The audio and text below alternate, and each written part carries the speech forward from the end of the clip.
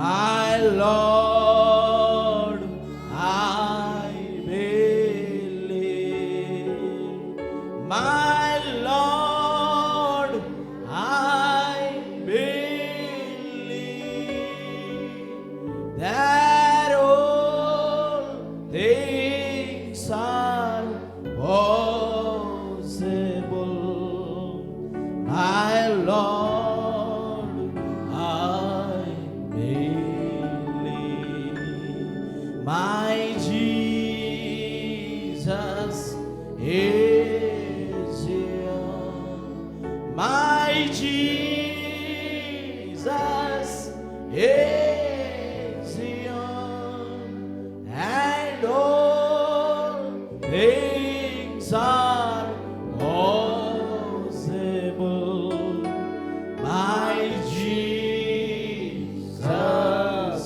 is here.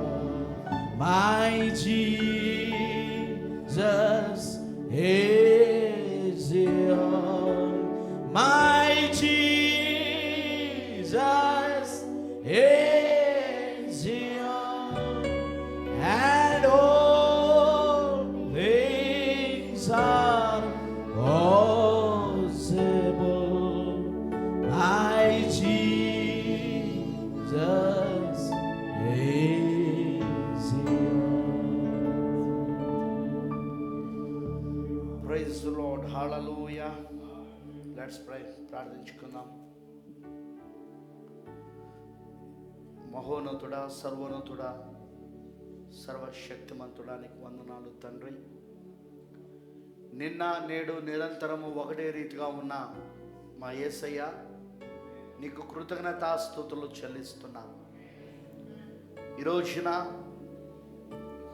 ఈ రాత్రికాల సమయంలో నీ పక్షిరాజు పిల్లలుగా ఏకైక మనిషి కుమారుని శరీరమును తినుటకు, ఆయన రక్తమును త్రాగుటకు, ఇదిగో ప్రభా, నలుదిక్కులలో నుండి నీ పిల్లలందరూ ఇప్పుడు బల్ల యొద్ద కూడుకొని ఉన్నారు.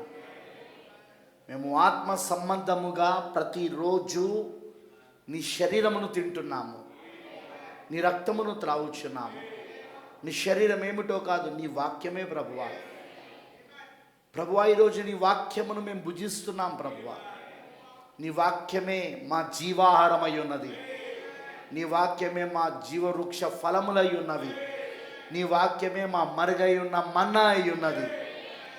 అది మేము ప్రతిరోజు భుజిస్తున్నాం కాబట్టే దాన్ని ఇప్పుడు భౌతికంగా సాదృశ్యంలో చూపించుటకు మేమందరం ఇక్కడికి వచ్చాము. ఆత్మీయంగా చేయకుండా భౌతికంగా ఎవరైనా దానిని చేసినట్లయితే, పాటించినట్లయితే ఖచ్చితంగా వాళ్ళు దోషి అవుతారని బైబిల్ అంటా ఉన్నది. అవును ప్రభువా, మేము నిర్దోషముగానే ఉన్నామని నమ్ముతున్నాము. ఎందుకంటే ప్రతిరోజు ఆత్మీయంగా ఆ ఏకైక మనిషి కుమారుడి శరీరమును తింటున్నాం. మేము ఆయన రక్తమును త్రాగుచున్నాము, ఆయనలో భాగం అవుతున్నాము, ఆయన స్వరూపం అవుతున్నాము, ఆయన పోలిక అవుతున్నాము, ఆయన వలె మారుతున్నాము, వాక్యముగా మారిపోతున్నాం దేవా. అందుకే తండ్రి, ఈరోజు మేము ఈ ప్రభురాత్రి భోజనంలో నీ బల్ల యొద్దకు వచ్చి భుజించే కృపను మాకు ఇస్తున్నందుకు వందనాలు. ఆచారముతో మేము ఇక్కడికి రాలేదు, సాంప్రదాయముతో మేము ఇక్కడికి రాలేదు. మేము ఇక్కడికి ప్రభువా నీ వాక్యము సెలవిస్తున్నది కాబట్టి, నీ లేఖనము బోధిస్తున్నది కాబట్టి, అది ఆజ్ఞ కాబట్టి దాన్ని మేము పాటించడానికి వచ్చామయ్యా. తండ్రి, సహాయం చేయము. తప్పకుండా ఈరోజు నీ వాక్యమును మాకు విరిచి ఇవ్వము దేవా. ఆ ఆత్మ సంబంధమైన ఆహారాన్ని మేము భుజించే కృపను ఇవ్వుదేవా. నిన్ను తినే కృపను మాకు ఇవ్వుదేవా. నన్ను భుజించువాడే నిత్య జీవం గలవాడన్నావు. అవును, నేను మేము భుజిస్తున్నాం, నేను మేము తింటున్నాం. ఎందుకంటే నీలో భాగముగా మారడానికి, నీ స్వరూపముగా మారడానికి. ఓ యేసయ్య, కృప చూపించు మా పైన. ఇప్పుడు వచ్చిన నీ పిల్లలందరినీ దీవించు. తప్పకుండా ఈ రాత్రి దేవా నీ వాక్యము ద్వారా మమ్మల్ని పోషించుము. మరొకసారి నువ్వు మాతో మాట్లాడమని నీకు సమర్పించుకుంటూ యేసు క్రీస్తు నామములో ప్రార్థిస్తున్నాము. ఆమేన్, ఆమేన్. ఓకే, దేవుడు మీ అందరినీ దీవించును గాక. So let us turn to the Bible. పరిశుద్ధ గ్రంథంలోకి వెళ్దాం. Tonight I want to preach some of the things. కొన్ని విషయాలు నేను మాట్లాడాలని ఆశిస్తున్నాను. గత ఆదివారం నేను జీవవృక్ష ఫలం గురించి మాట్లాడుతున్నాను. నేను కరెక్టేనా? దేవుడు మంచి చెడ్డలు తెలియచే వృక్ష ఫలమును, జీవవృక్ష ఫలమును రెండింటినీ ఆయన ఏదోను తోట మధ్యలో పెట్టాడు. ఆయన ఆదికాండం 1వ అధ్యాయంలో పలకబడిన మాట ద్వారా దేవుడు ఈ సృష్టినంతా సృజించినప్పుడు ఆయన ఈ యొక్క వృక్షములను కూడా ఆయన సృజించాడు. ఆయన వాటి వాటి జాతి ప్రకారముగా గడ్డి, వాటి జాతి ప్రకారముగా ఫలములు ఇచ్చు విత్తనము కలిగిన వృక్షములను కూడా సృజించాడు. కానీ అందులో ఈ మంచి చెడులు తెలిసే వృక్ష ఫలము కానీ జీవవృక్ష ఫలం కానీ లేదు. ఎందుకంటే it's not a natural trees. అవి ప్రకృతి సంబంధమైన చెట్లు కావు. అర్థమైందని చెప్పింది? అవి ప్రకృతి సంబంధమైన చెట్లు కావు. అందుకే అవి భుజించలే. అందుకే దేవుడు మరలా 2వ అధ్యాయంలో ఏదోను తోటలో దేవుడు తూర్పు దిక్కున ఒక తోట వేసి దానికి ఏదోను పేరు పెట్టి, ఆ తర్వాత ఆదాము వాళ్ళిద్దరిని కూడా ఆ ఏదోను తోటలో పెట్టి, అప్పుడు ఈ 2 మంచి చెట్లు తెలిసే వృక్ష ఫలము మరియు జీవవృక్ష ఫలము ఆ రెండింటిని దేవుడు అక్కడ పెట్టి ఉన్నాడు. జీవవృక్షం ఏమిటో కాదు కానీ అది ప్రభువైన యేసుక్రీస్తే. ఎందుకంటే పరలోకమునకు వచ్చిన జీవాహారమును నేనే అన్నాడు ఆయన. సో అక్కడ జీవవృక్షం ఎవరో కాదు కానీ ప్రభువైన యేసుక్రీస్తే. అలానే అది ప్రభువైన యేసుక్రీస్తు జీవవృక్షం అయితే, నేను చెప్పేది అర్థమవుతుందా? అది ప్రభువైన యేసుక్రీస్తు జీవవృక్షం అయితే మరి పక్కన ఉన్న చెట్టు ఖచ్చితంగా మంచి చెట్లు తెలిసే వృక్షం కూడా ఒక వ్యక్తి అయి ఉండాలి. వాడే లూసిఫర్ అయి ఉన్నాడు. అవునంటారా? మరి మనం చూసాం ఆ లూసిఫర్ అక్కడున్న ఒక మంచి చెట్లు తెలిసే వృక్ష ఫలమును తినొద్దన్నాడు దేవుడు.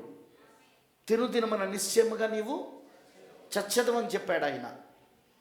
అర్థమైందని అన్నది.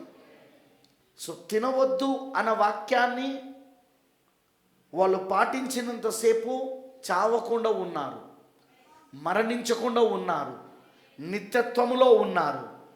కానీ ఎప్పుడైతే వారు తినవద్దన్న యొక్క చెట్టు ఫలమును తిన్నారో, ఎందుకు? సాతాను ఒక అబద్ధాన్ని నమ్మి, వాడి బోధను నమ్మి, దేవుడి సత్యమైన వాక్యాన్ని నమ్మకుండా సాతాను యొక్క అబద్ధ బోధను నమ్మి ఎప్పుడైతే తినవద్దన్న ఫలమును తిన్నదో అవ్వ, అప్పుడే ఆమె పాపములో పడి పాపము వలన వచ్చిన జీతము మరణమును పొందుకున్నది ఆమె.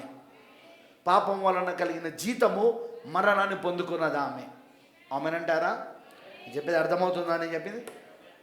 అందుకే ఈరోజు కూడా దేవుడు వాక్యమును అపవాది వంకరతనం చేసి, వాడు అనేక మందికి దేవుడు వాక్యాన్ని వంకరతనం చేసి బోధిస్తూ, వాడు అనేక మందిని పాపములో పడవేస్తూ, అపరాధములో పడవేస్తూ, అనేక మందిని వాడు మరణించినట్లుగా చేస్తున్నాడు వాడు.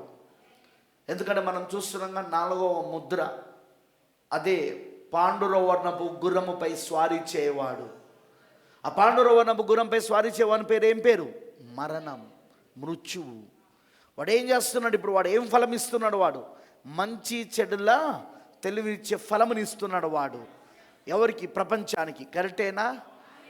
కానీ ఆ ఫలమును ఎవరెవరైతే భుజిస్తున్నారో వారందరూ మరణిస్తున్నారు ఈ రోజున. వాడిచ్చిన ఫలమును తింటున్నాయి సంఘ శాఖలు, సంస్థాగత సంఘాలు, డినామినేషన్స్. వాడిచ్చిన ఫలమును తింటున్నాయి ఈరోజు ప్రపంచంలో ఉన్న దేశాలన్నీ కూడా, ప్రజలందరూ కూడా.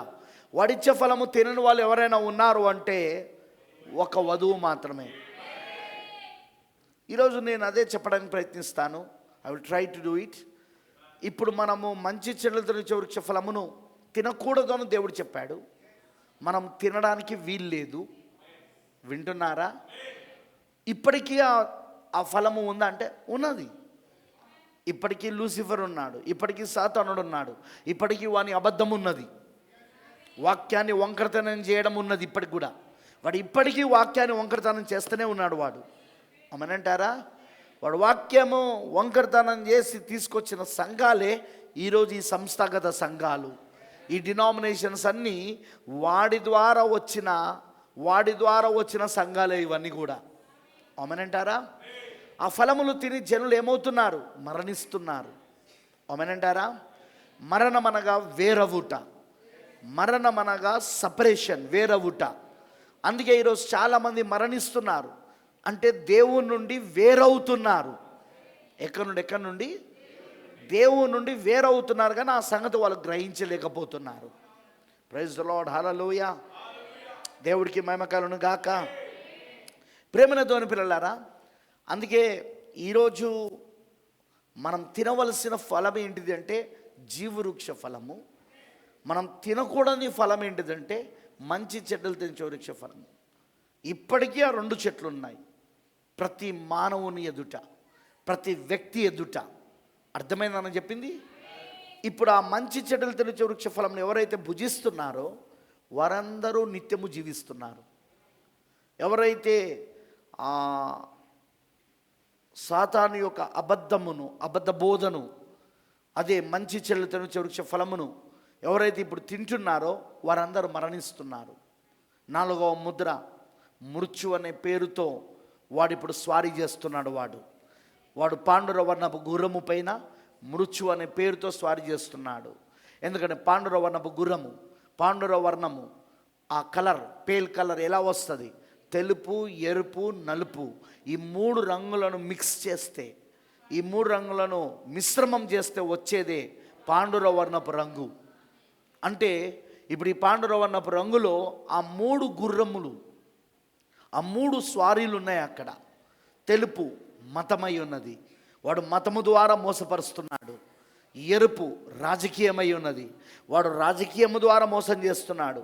నలుపు ప్రపంచ ఆర్థిక వ్యవస్థ అయి ఉన్నది, మరియు దయ్యపాత్మలై ఉన్నవి.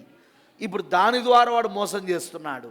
ఈ 3టిని కలిపి వాడు ఈరోజు మరణము అనే దానిని ఈరోజు వాని ఫలములు తింటున్న వాళ్ళందరికీ ఇస్తున్నాడు.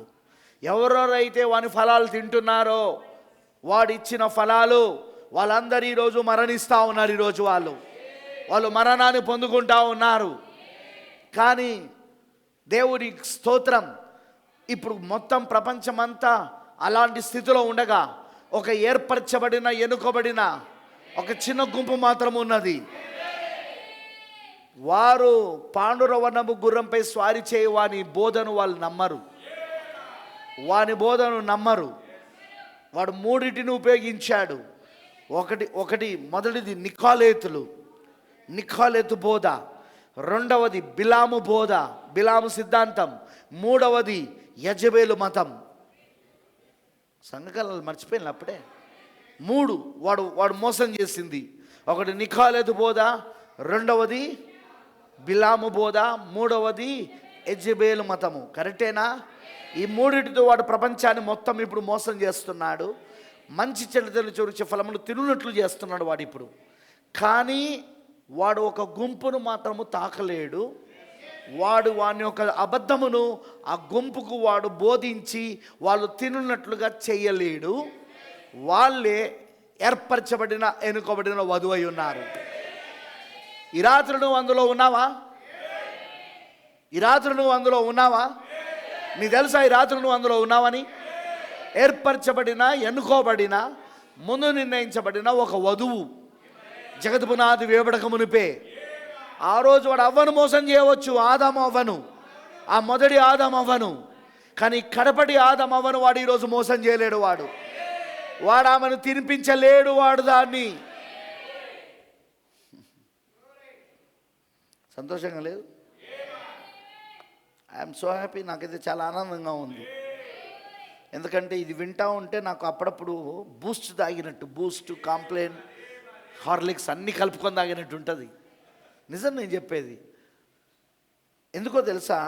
మనం ఏమై ఉన్నామో మనకు అర్థమవుతా అంటే పరిశుద్ధాత్మ మన జీవితంలో ఏం చేస్తున్నాడు, ఆయన ప్రణాళిక, దేవుడు వాక్యంలో రాయబడి ఉన్న ఆయన ప్రణాళిక మన హృదయాలలో తెరవబడి మనకి ఏం చేస్తున్నాడో మనకు అర్థమవుతామంటే మరి అది మనకి ఎంత బలాన్ని ఇవ్వాలా, మనకు అది ఎంత శక్తిని ఇవ్వాలి, అది మనకు బాహ్య పురుషుడు, బాహ్య వ్యక్తి కృంగి కృషించిపోతాడు, ఈ బాహ్య వ్యక్తి.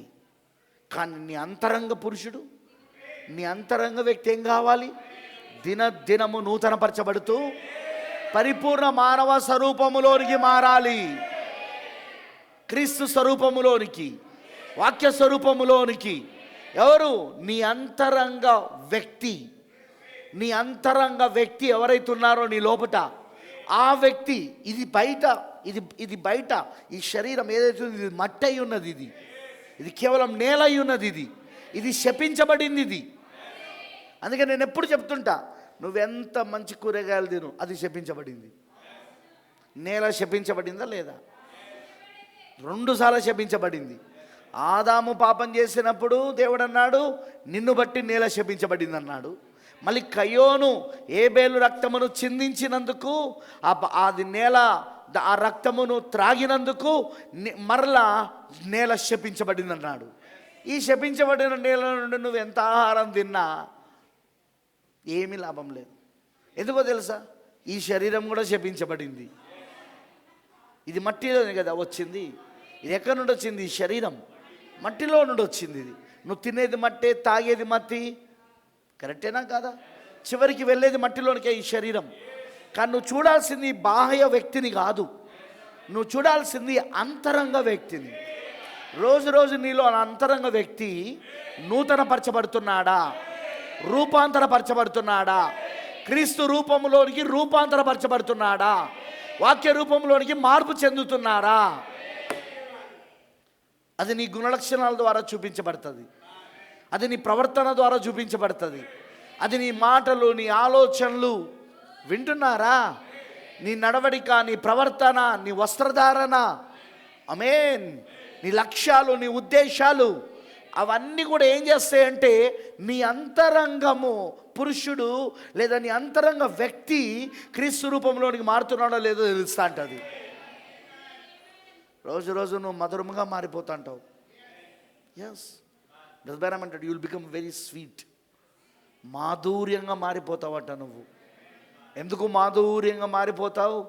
ఆ ప్రేమ, క్రీస్తు ప్రేమ నీ హృదయమును నిన్ను పరిపాలిస్తూ ఉంటుంది.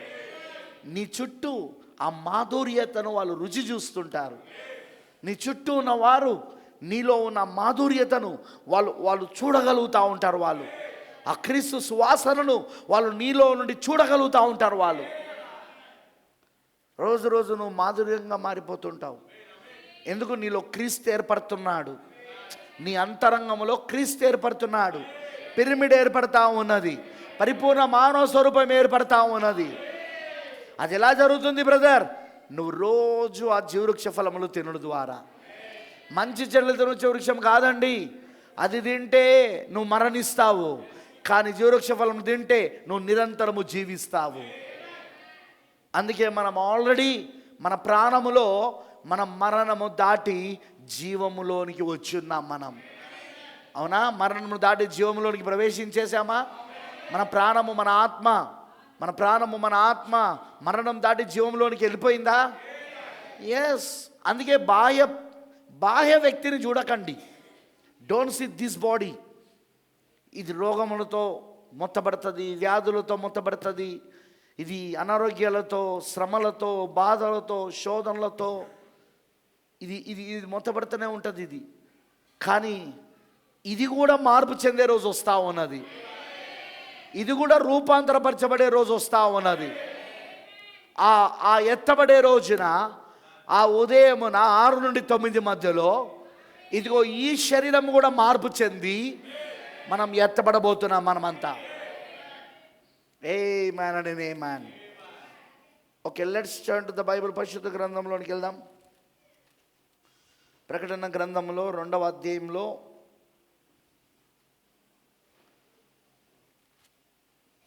7వ వచనం చదువుకుందాం మరొకసారి. ప్రకటన 2:7. చెవి గలవాడు ఆత్మ సంగములతో చెప్పుచున్న మాట వినును కాక. జయించువానికి దేవుని పరదేశంలో ఉన్న జీవవృక్ష ఫలములు భుజింపనిత్తును. దేవుడి మాటలను దీవించును గాక. Let's pray. ప్రార్థించుకుందాం. ప్రభు అయిన దేవ, సర్వశక్తిమంతుడా, కృపామడువైన తండ్రి, నీకు స్తోత్రాలు. ఈరోజు మేము చదవబడిన ఈ వాక్య భాగములో నుండి మరొక్కసారి మాతో మాట్లాడమని మేము ప్రార్థిస్తున్నామయ్యా. ఇదిగో తండ్రి, జయించు వారికి నువ్వు ఇస్తున్న ఫలం ఏమిటంటే ఆ జీవవృక్ష ఫలములను భుజింపజేస్తానంటున్నావు. ఈరోజు ప్రభువా, మేము అది భుజిస్తున్నందుకు స్తోత్రం. అవును, నువ్వు మమ్మల్ని భుజింపనిస్తున్నావయ్యా. అందును బట్టి నీకు వందనాలు తండ్రి. ఈరోజు మరొక్కసారి ఆ జీవవృక్ష ఫలములు మేము ఈ రాత్రి తిందుము గాక. అది తినే కృపను మాకు దయచేయి. కృప చూపించు మా పైన, దయ చూపించు యేసయ్యా. పూర్తిగా మేము నీకు సమర్పించుకుంటున్నాం. దీవించు, ఆస్వాదించు, మమ్మల్ని బలపరచమని, ఇదిగో నీ వాక్యము ద్వారా మాతో మాట్లాడమని, మమ్మల్ని అందరినీ దీవించమని యేసుక్రీస్తు నామములో ప్రార్థిస్తున్నాము. ఆమేన్. దయచేసి కూర్చోనండి, ప్లీజ్ బి సిట్ డౌన్.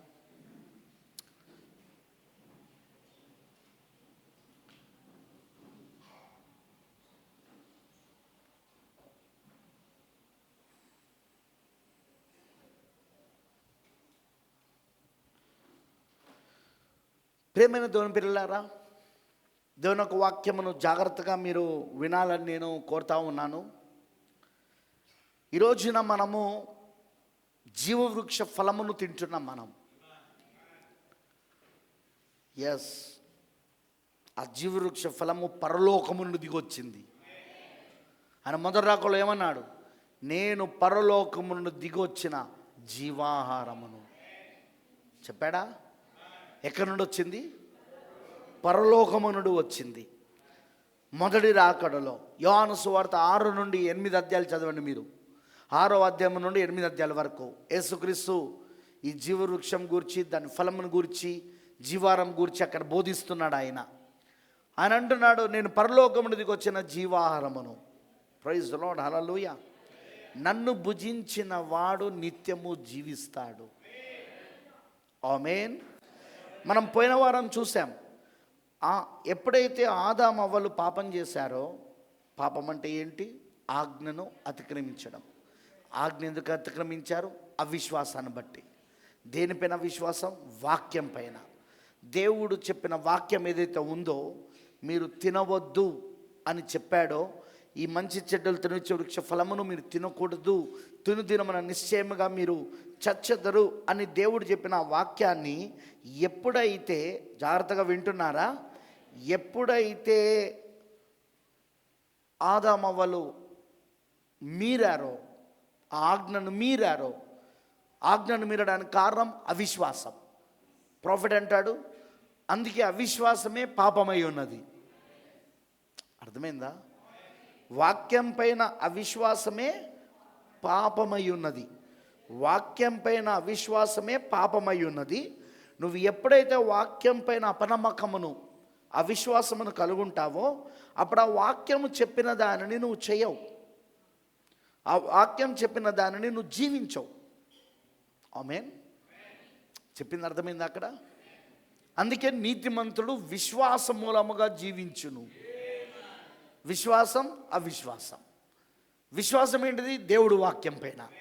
దేవుని వాక్యం పైన విశ్వాసం మూలముగా నీతిమంతుడు జీవిస్తాడు. కానీ పాపి వాక్యం పైన అవిశ్వాస మూలముగా జీవిస్తాడు. ఆ అవిశ్వాసమే పాపమై ఉన్నది. అమనంటారా? నేను చెప్పేది అర్థమవుతున్నది అందరికీ? ఎప్పుడైతే ఆదామవ్వలు పాపం చేశారో, వారిద్దరూ ఏదోను తోటలో నుండి వెలగొట్టబడ్డారు. ఎందుకు? కారణం ఏంటిది? వారిద్దరిని ఎందుకు దేవుడు ఏదోను తోటలో ఉండనివ్వకుండా బయటికి వెళ్ళగొట్టాడు? ఎందుకంటే అక్కడ జీవవృక్ష ఫలము ఉంది కాబట్టి. ఆ జీవవృక్ష ఫలములు వాళ్ళు ఇప్పుడు భుజించుటకు వారికి అర్హత లేదు. ఇప్పుడు వాళ్ళ అర్హతను కోల్పోయారు. అందుకే వారిని ఏదోను తోటలో బయటికి వెళ్ళగొట్టినప్పుడు మనం చూసాం, కయ్యోను ఏబేలు వాళ్ళిద్దరు మరలా తిరిగి ఏదోను తోటలోనికి వెళ్ళి ఆ జీవవృక్ష ఫలము తినాలని అనుకున్నారు వాళ్ళు. కానీ పాపము వలన వాళ్ళిద్దరూ బయటికి వెళ్ళగొట్టబడ్డారు. తల్లిదండ్రులు ఇద్దరు, ఆదామవ్వలు ఇద్దరు బయటికి వెళ్ళగొట్టబడ్డారని కయ్యోను ఏబేలుకి అర్థమైపోయి ఇద్దరు ఆ తూర్పు వైపున్న ఆ గవిని దగ్గర ఏదోం తోటకు వెళ్ళే మార్గంలో గవిని దగ్గర, తూర్పు వైపున గవిని దగ్గర ఇద్దరు బలిపీఠాలు ఏర్పాటు చేశారు. కయ్యోను ఒక అర్పణను అర్పించడానికి బలిపీఠం ఏర్పాటు చేశాడు. హేబేలు ఒక అర్పణను అర్పించడానికి బలిపీఠం ఏర్పాటు చేశారు. అవునంటారా? వాళ్ళు అలా బలిపీఠాన్ని ఏర్పాటు చేయడానికి కారణం ఏంటిది? పాపము వలననే ఆ జీవవృక్ష ఫలములలో తినుటకు మేము అర్హత కోల్పోయాము అనేది వాళ్ళకు అర్థమైపోయింది. మీకు అర్థమైంది అసలు? మరి అర్థమైతే ఆమె చెప్పొచ్చుగా.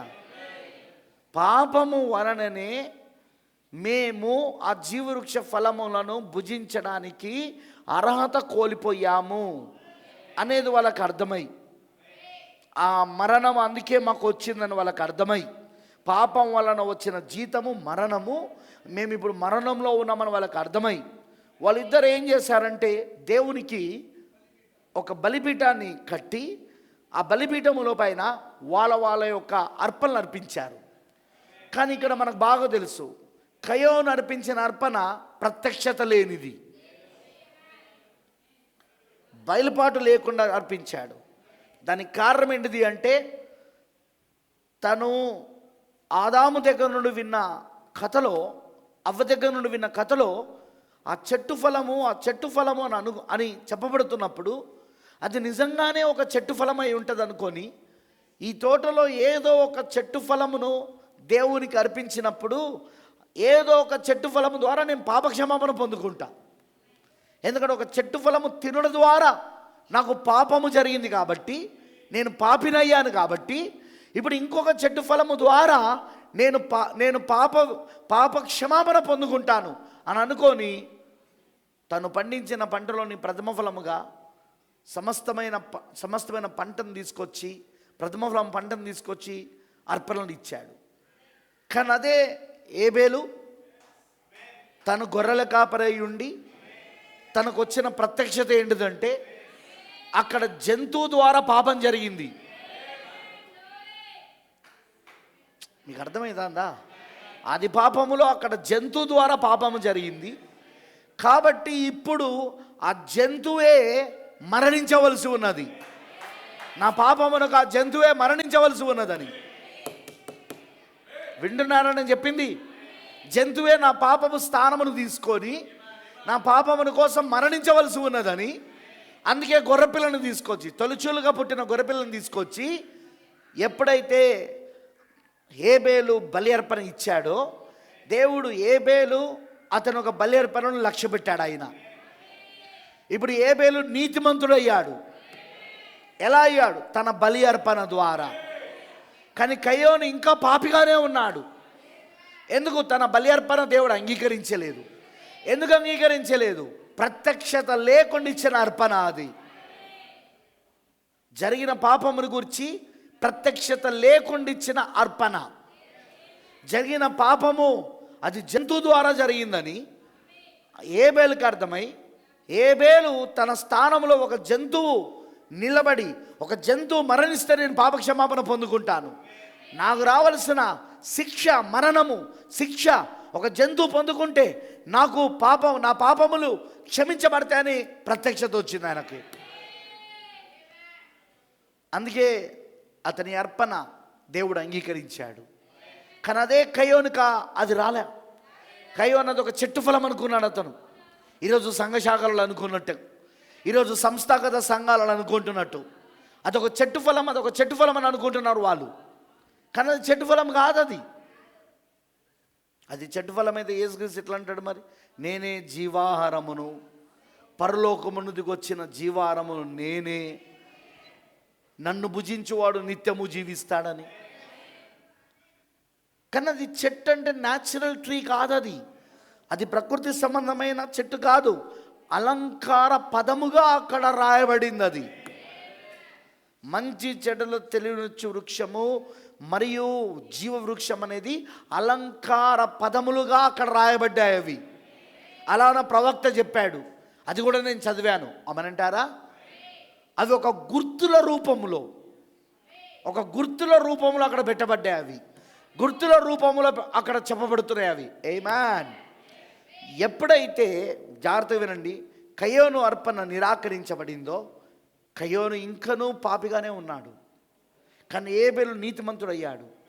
ఎందుకంటే ఏబేలు నీతిమంతుడని నువ్వెట్లా చెప్తున్నావు పాస్టర్ గారు అంటే, హెబ్రీ 11వ అధ్యాయం చదివితే ఏబేలు అర్పించిన అర్పణ వలన అతడు నీతిమంతుడని పౌలు గారు చెప్తా ఉన్నాడు. అంతేకాదు, హెబ్రీలో ఇంకో పత్రికలోనే ఇంకో అధ్యాయంలో ఏముంటుందంటే, నీతిమంతుడైన ఏబేలు అని రాయబడి ఉంటుంది అక్కడ. ఏబేలు నీతిమంతుడు ఎట్లయ్యాడంటే తను అర్పించిన అర్పణ ద్వారా. ఇప్పుడు అతను తిరిగి ఏదోంలోకి వెళ్ళొచ్చు. అతను ఇప్పుడు తిరిగి ఏదోంలోకి వెళ్ళొచ్చు. దూసుకొని వెళ్ళొచ్చిన ఖడ్గదార కలిగిన దూతలు ఆ నలుదిక్కుల ఏదోను చుట్టూ నలుదిక్కుల వాళ్ళు కావలిగా ఉన్నారు. లోపలికి పాపిని పోనివ్వడానికి వీల్లేదు వాళ్ళు. కానీ ఇప్పుడు ఈయన గొర్రెపిల్ల రక్తాన్ని పట్టుకొని వెళ్ళొచ్చు. ఇప్పుడు ఈయన ఎవరు? ఆ రక్తమంతా తన పైన చింది, ఆ రక్తమంతా తన పైన ప్రోక్షించబడి ఆ గొర్రెపిల్ల రక్తాన్ని పట్టుకొని ఇప్పుడు తాను వెళ్ళొచ్చు. ఇప్పుడు ఆ ఏదో లోపలికి వెళ్ళి ఆ జీవవృక్ష ఫలములను తినొచ్చు. ఇప్పుడు ఆయన అర్థమైందా నేను చెప్పింది? తినవచ్చు ఇప్పుడు ఆయన. ఈ సంగతి కయోనుకు అర్థమైపోయింది. తాను వెళ్ళలేడు కానీ తన తమ్ముడు ఏబేలు వెళ్ళగలడని అర్థమైంది. కానీ ఇక్కడ కయోను తన తమ్ముని మార్గమును అనుసరించి ఉండుంటే, తన తమ్ముని మార్గమును, తన తమ్ముని రెవల్యూషన్ని, తన తమ్ముని ప్రత్యక్షతను, అంటే ఏబేలు ప్రత్యక్షతను అంగీకరించి ఉండి ఉంటే కయోనుకు కూడా అవకాశం ఉండేది. కానీ సర్పసంతానం ఎప్పుడు విమోచనను అంగీకరించదు. ఎంతమంది తెలుసు ఆ విషయం? సర్పసంతానం ఎప్పుడు విమోచనను అంగీకరించదు. సర్పసంతానం కొరకు విమోచన లేదు. సర్పసంతానం కోసం విమోచన లేదు. అర్థమైంది అందరికీ? అందుకే వీడు సర్పసంతానం కాబట్టే, దుష్టుని సంబంధి కాబట్టే, వీడు జంతువు సర్పం ద్వారా జన్మించబడినవాడు కాబట్టే వీని లోపట జంతువు యొక్క క్రూరముఖం యొక్క జంతువు యొక్క లక్షణాలు ఉన్నాయి. అలా ఉన్నాయి సాతాను యొక్క లక్షణాలు కూడా ఉన్నాయి వీని లోపట. అందుకే హత్య చేయాలి, చంపాలి. మీరు గమనిస్తున్నారా? వాని లోపల ప్రేరేపణ వస్తున్నది, తన తమ్ముని చంపేయాలి. ఎందుకు? ఇప్పుడు నా తమ్ముని చంపేస్తే దేవుడికి వేరే అవకాశం లేదు, నన్నే అంగీకరిస్తాడు. మీకు అర్థమైందా? ఇప్పుడు నా తమ్ముని చంపేస్తే, ఏబేల్ని చంపేస్తే ఇక దేవుడికి అవకాశం లేదు, నేనొక్కనే మిగిలిపోయిన భూమిపైన, కాబట్టి నన్ను అంగీకరిస్తాడు అని వాడు అనుకున్నాడు. కానీ ఏబేలు చంపబడితే, కయోను ఏబేలును చంపితే, ఆ ఏబేలు పునరుద్ధానుడై షేతు రూపంలో బయటకు వచ్చాడు. దీనిని కయోను ఊహించలేకపోయాడు, పునరుద్ధానుడై లేస్తాడని. సేమ్ ఇప్పుడు సర్పసంతానం యేసుక్రీస్తును, దేవుని కుమారుణ్ణి, ఆమేన్ హల్లెలూయా, సిలువలో ఆయనను చంపినప్పుడు, ఆయనను సిలువ వేసి చంపినప్పుడు వాళ్ళు ఊహించలేదు ఆయన 3వ రోజు తిరిగి లేస్తాడని. ఆయన సమాధి ఖాళీ అవుతుందని వాళ్ళు ఊహించలేకపోయారు. సాతానుడు ఊహించలేకపోయాడు, లూసిఫర్ ఊహించలేకపోయాడు, వాని సంతానం ఊహించలేకపోయింది. కానీ ఆయన పునరుద్ధానుడై లేచాడు. ఆయన 3వ రోజున ఆయన మరణమును, సమాధిని, పాతాలని జయిస్తూ 3వ రోజున తిరిగి లేచాడు ఆయన. అక్కడ దాని ముంగుర్తు ఛాయ సాదృశ్యమే ఇక్కడ ఏబేలును ఆ కయోను చంపితే ఏబేలుకు ప్రతిగా దేవుడు షేతును నియమించాడు. అంటే ఏబేలు పునరుద్ధానుడై షేతు రూపంలో వచ్చాడన్నాడు ప్రాఫెట్. ప్రైజ్ ది లార్డ్, హల్లెలూయా. కయోను అనుకున్నది ఏది అక్కడ జరుగుతలేదు. తనలో మృగం యొక్క గుణలక్షణాలు ఉన్నాయి. చంపాలి, చంపాలి. జంతువు ఒక గుణలక్షణాలు. ఎందుకు? జంతువు నుండి పుట్టాడు కాబట్టి. జంతువు గుణలక్షణాలు, ఇటు లూసిఫర్ గుణలక్షణాలు, రెండు వాని లోపల నిండి ఉన్నాయి. నీకు అర్థమైందని చెప్పింది? ఇదంతా ప్రవక్త చెప్పాడు. ఎఫెసీ ఈ 2వ అధ్యాయం 7వ వచనంలో నేను చెప్పింది ఏదైతే ఉందో 7 సంఘాలలో ఇదంతా వివరించాడు ఆయన. సర్పసంతానం అంతటిని, ఆది పాపం అంతటిని. మీరు ఇంటికి వెళ్ళాక చదువుకోండి ఒకసారి. ఆయన ఆ రెండు వాళ్ళలో నిండి ఉన్నాయి. ఏబేలు ఆదాము కుమారుడు, ఆదాము పోలికలో ఆదాము రూపంలో పుట్టినవాడు. అందుకే ఏబేల్ని కయోను చంపినప్పుడు ఏబేలుకు ప్రతిగా దేవుడు షేతు నియమించాడు. మరి షేతుని గురించి ఏమని రాయబడి ఉందో తెలుసా? ఆదాము యొక్క రూపంలో ఆదాముకు పోలికలో షేతు ఉన్నాడని బైబిల్లో రాయబడి ఉన్నది. ఎందుకంత ప్రత్యేకంగా పరిశుద్ధాత్ముడు అవి రాపిస్తున్నాడు అంటే అందులో ఉన్న మర్మాన్ని మనం పట్టుకోవాలని. కయోను దుష్టుని సంబంధని 1 యోహాను 3వ అధ్యాయం 15వ వచనంలో ఉన్నది, 17వ వచనంలో. అవునా కాదా? మరి కయోను దుష్టుని సంబంధం అయితే, కయోను ఆదాము కుమారుడు అయితే, ఇప్పుడు ఆదాము కూడా దుష్టుని సంబంధం అవుతాడుగా. కానీ ఆదాము దేవుని కుమారుడు ఉంది బైబిల్లోనే రాయబడి ఉన్నది. ఆదాము దేవుని కుమారుడై ఉన్నాడు.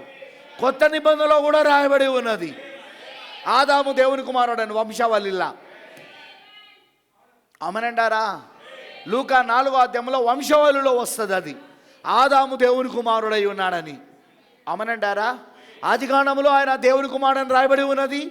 అలానే లూకా 4వ అధ్యాయంలో వంశావళిలో, యేసుక్రీస్తు వంశావళిలో కూడా ఆయన దేవుని కుమారుడని రాయబడి ఉన్నది. కానీ అదే కయోనైతే దుష్టుని సంబంధం ఉన్నది. ఇప్పుడు ఆదాముకు పుట్టినట్లయితే, ఆదామునకు జన్మించినట్లయితే ఇతను దుష్టుని సంబంధం ఎట్లా అవుతాడు? ఇతను కూడా దేవుని కుమారుడు కావాలి. దేవుని కుమారుడికి జన్మించబడినవాడు దేవుని కుమారుడు అవుతాడు. సరేనండి, మనందరం ఈరోజు దేవుని కుమారులం, దేవుని కుమార్తెలం. ఎందుకు? దేవుని కుమారుడైన యేసుక్రీస్తుకు జన్మించబడ్డాం. నీరు, రక్తము, ఆత్మ ద్వారా జన్మించబడుతున్నామా లేదా? ఆత్మ సంబంధమైన జన్మ యోహాను సువార్త 3వ అధ్యాయం 3 నుండి 5 వచనాల ప్రకారముగా నీటి మూలంగా ఆత్మ మూలంగా జన్మించబడుతున్నామా లేదా? మనకు జన్మనిస్తున్నది ఎవరు? దేవుని కుమారుడైన యేసుక్రీస్తు. ఆయనలో నుండే కదా నీరు, రక్తము, ఆత్మ బడికి వచ్చింది. ఆయనను ప్రక్కలో పొడిచినప్పుడు ఆ నీరు, రక్తం, ఆత్మ ద్వారానేగా మనందరం జన్మిస్తూ ఉన్నాం. యేసుక్రీస్తు ద్వారా జన్మించబడతా ఉన్నాం. యేసుక్రీస్తు ఎవరంటే దేవుని కుమారుడై ఉన్నాడు. దేవుని కుమారుడైన యేసుక్రీస్తు ద్వారా జన్మించబడిన మనం అందరం దేవుని కుమారులం, దేవుని కుమార్తెలం అవుతా ఉన్నాం.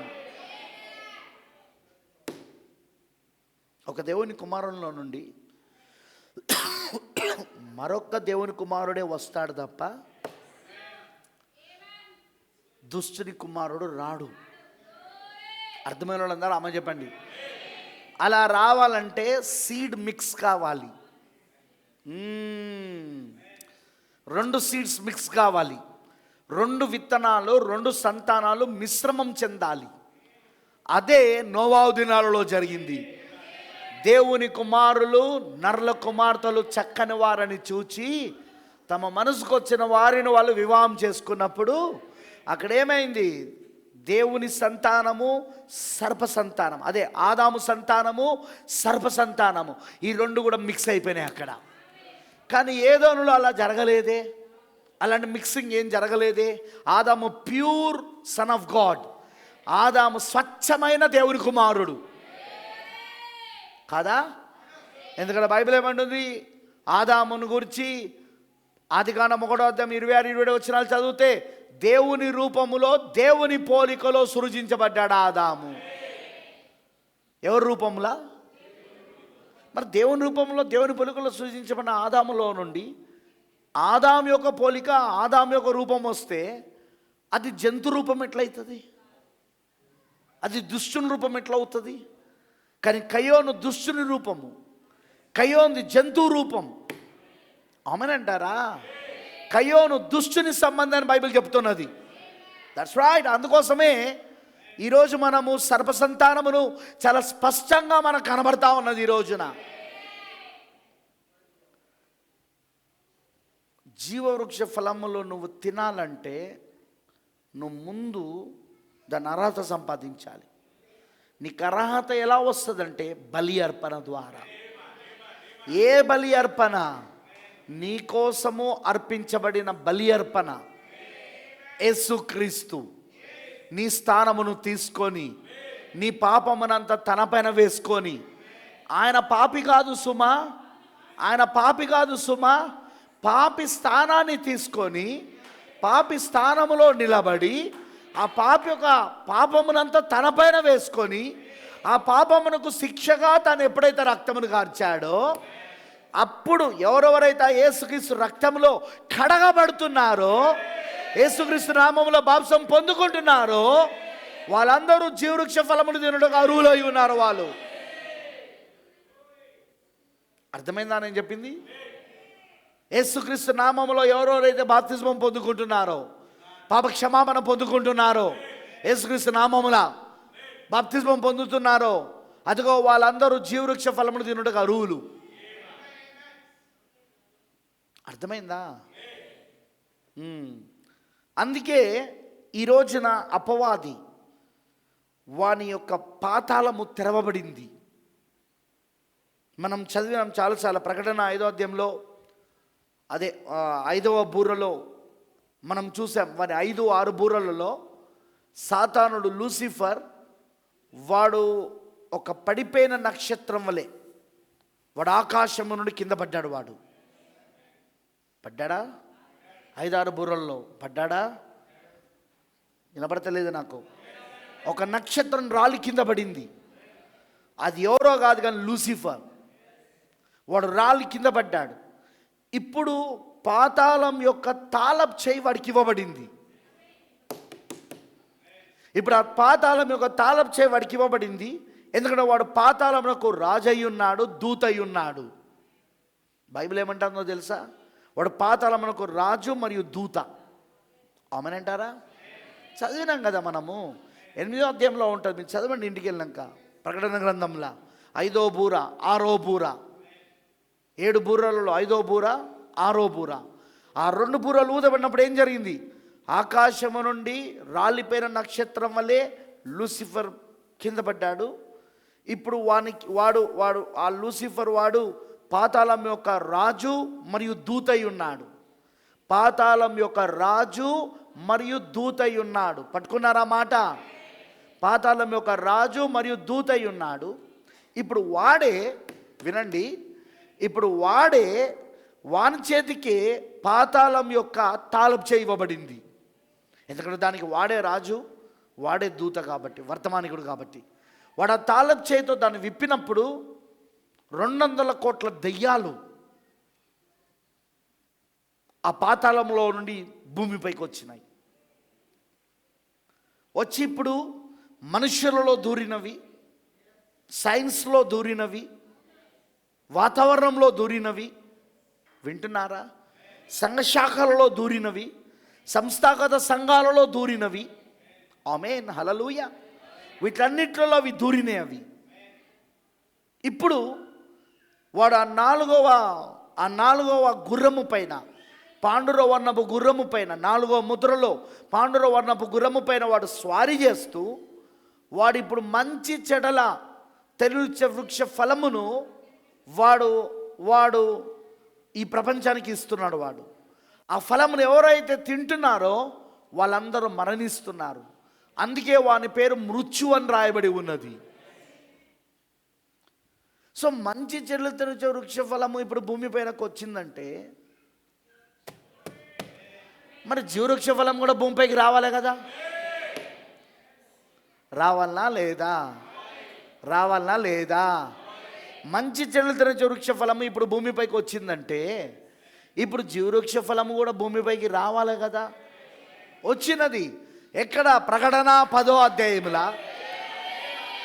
పరలోకము నుండి బలిష్ఠుడైన వేరొక దూతగా క్రీస్తు మేఘము ధరించుకొని, ఏం ధరించుకొని మేఘారుడిగా, మొదటి రాకడలో సిలువదారుడిగా, లోక పాపాలు మోసుకుపోయే దేవుని గొర్రెపిల్ల అంటే సిలువదారుడిగా వచ్చాడు.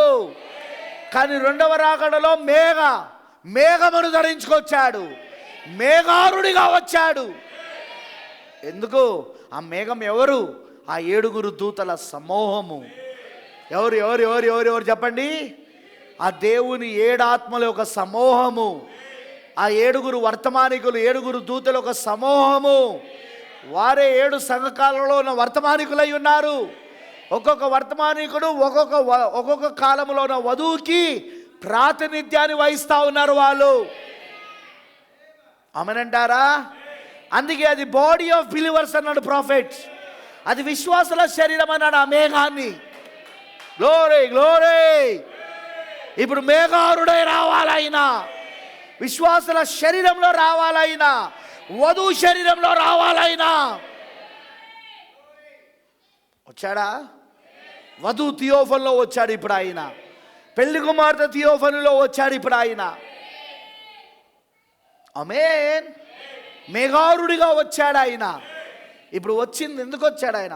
జీవవృక్షము మరలా భూమిపైన ఉండి ఎవరెవరైతే గొర్రెపిల్ల రక్తంలో కడగబడిన వాళ్ళు ఉన్నారో, యేసుక్రీస్తు నామములో ఎవరెవరైతే బాప్తిస్మమును పొందుకొని ఉన్నారో, యేసుక్రీస్తు రక్తంలో కడగబడి ఉన్న వాళ్ళు ఉన్నారో, ఆయన ఆత్మతో నింపబడి ఉన్న వాళ్ళు ఉన్నారో, ఆ జగతు పునాది వేపడక మునిపే, ఆ లోక పునాదులు వేపడక మునిపే ఏర్పరచబడిన, ఎన్నుకోబడిన ఆ వధువు, ఆ పెళ్లి కుమార్తె ఇప్పుడు ఆ జీవవృక్ష ఫలమును తింటా ఉన్నది. తింటున్నదా? తింటున్నదా లేదా? నా ఇక్కడ నేను చాలా ఇంపార్టెంట్ విషయం చెప్తా, జాగ్రత్తగా వినండి. ఇవన్నీ నేను కొత్తగా ఏం చెప్తలేను, ప్రవక్త చెప్పిందే. ఇప్పుడు చూడండి, జాగ్రత్తగా వింటారా? మొదటి రాకడకి వెళ్దాం. మొదటి రాకడలో దేవుడు దేవుని కుమారునిగా ఉన్నాడు. ఎవరు? యేసుక్రీస్తు. యేసుక్రీస్తు ఎవరు? దేవుని కుమారుడు. యేసుక్రీస్తు ఎవరు? దేవుడే దేవుని కుమారుని అవతారంలో ఉన్నాడు. ఆదియందు వాక్యం ఉండెను, వాక్యము దేవుని వద్దను, వాక్యమే దేవుడై ఉండెను. యోహాను సువార్త 1:1 14 ఏమంటుంది? ఆ వాక్యమే శరీరధారి అయి కృపా సత్య సంపూర్ణుడిగా మన మధ్య నివసించాడు. ఆయనే యేసుక్రీస్తు. ఆయనే కుమారుని స్థానంలో ఉన్నాడు. ఏ స్థానం? ఏ స్థానం? ఏ స్థానం? ఇప్పుడు దేవుడు దేవుని కుమారుని స్థానం మానవ శరీరంలో ఉంటే మరి లూసిఫర్ ఎక్కడున్నాడు? ఇప్పుడు లూసిఫర్ ఎక్కడున్నాడు? వాడు మానవ శరీరంలో లేడా మొదటి రాకల్లా? ఎవరు? ఇస్కరియోతు యూదా. వాడు సాతాను పుత్రుడు కాదా? బైబిల్ అంటలేదా వాడు నాశన పుత్రుడని? బైబిల్లో రాయబడలేదా వాడు నాశన పుత్రుడని?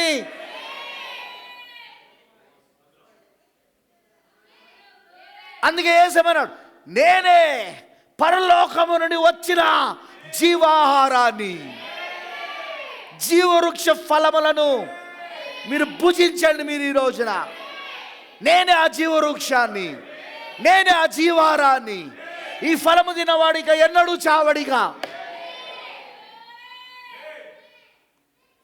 కానీ అక్కడ పక్కనే ఎవరున్నారు? పక్కనే మళ్ళీ ఎవరున్నారు అక్కడ? మంచి చెడ్డలు తినిచ్చే వృక్ష ఫలం లూసిఫర్. ఎట్లున్నాడు వాడు? వాడు కూడా కుమారుని రూపంలో ఉన్నాడు. వాడెవరు కుమారు రూపంలో ఉన్నాడు?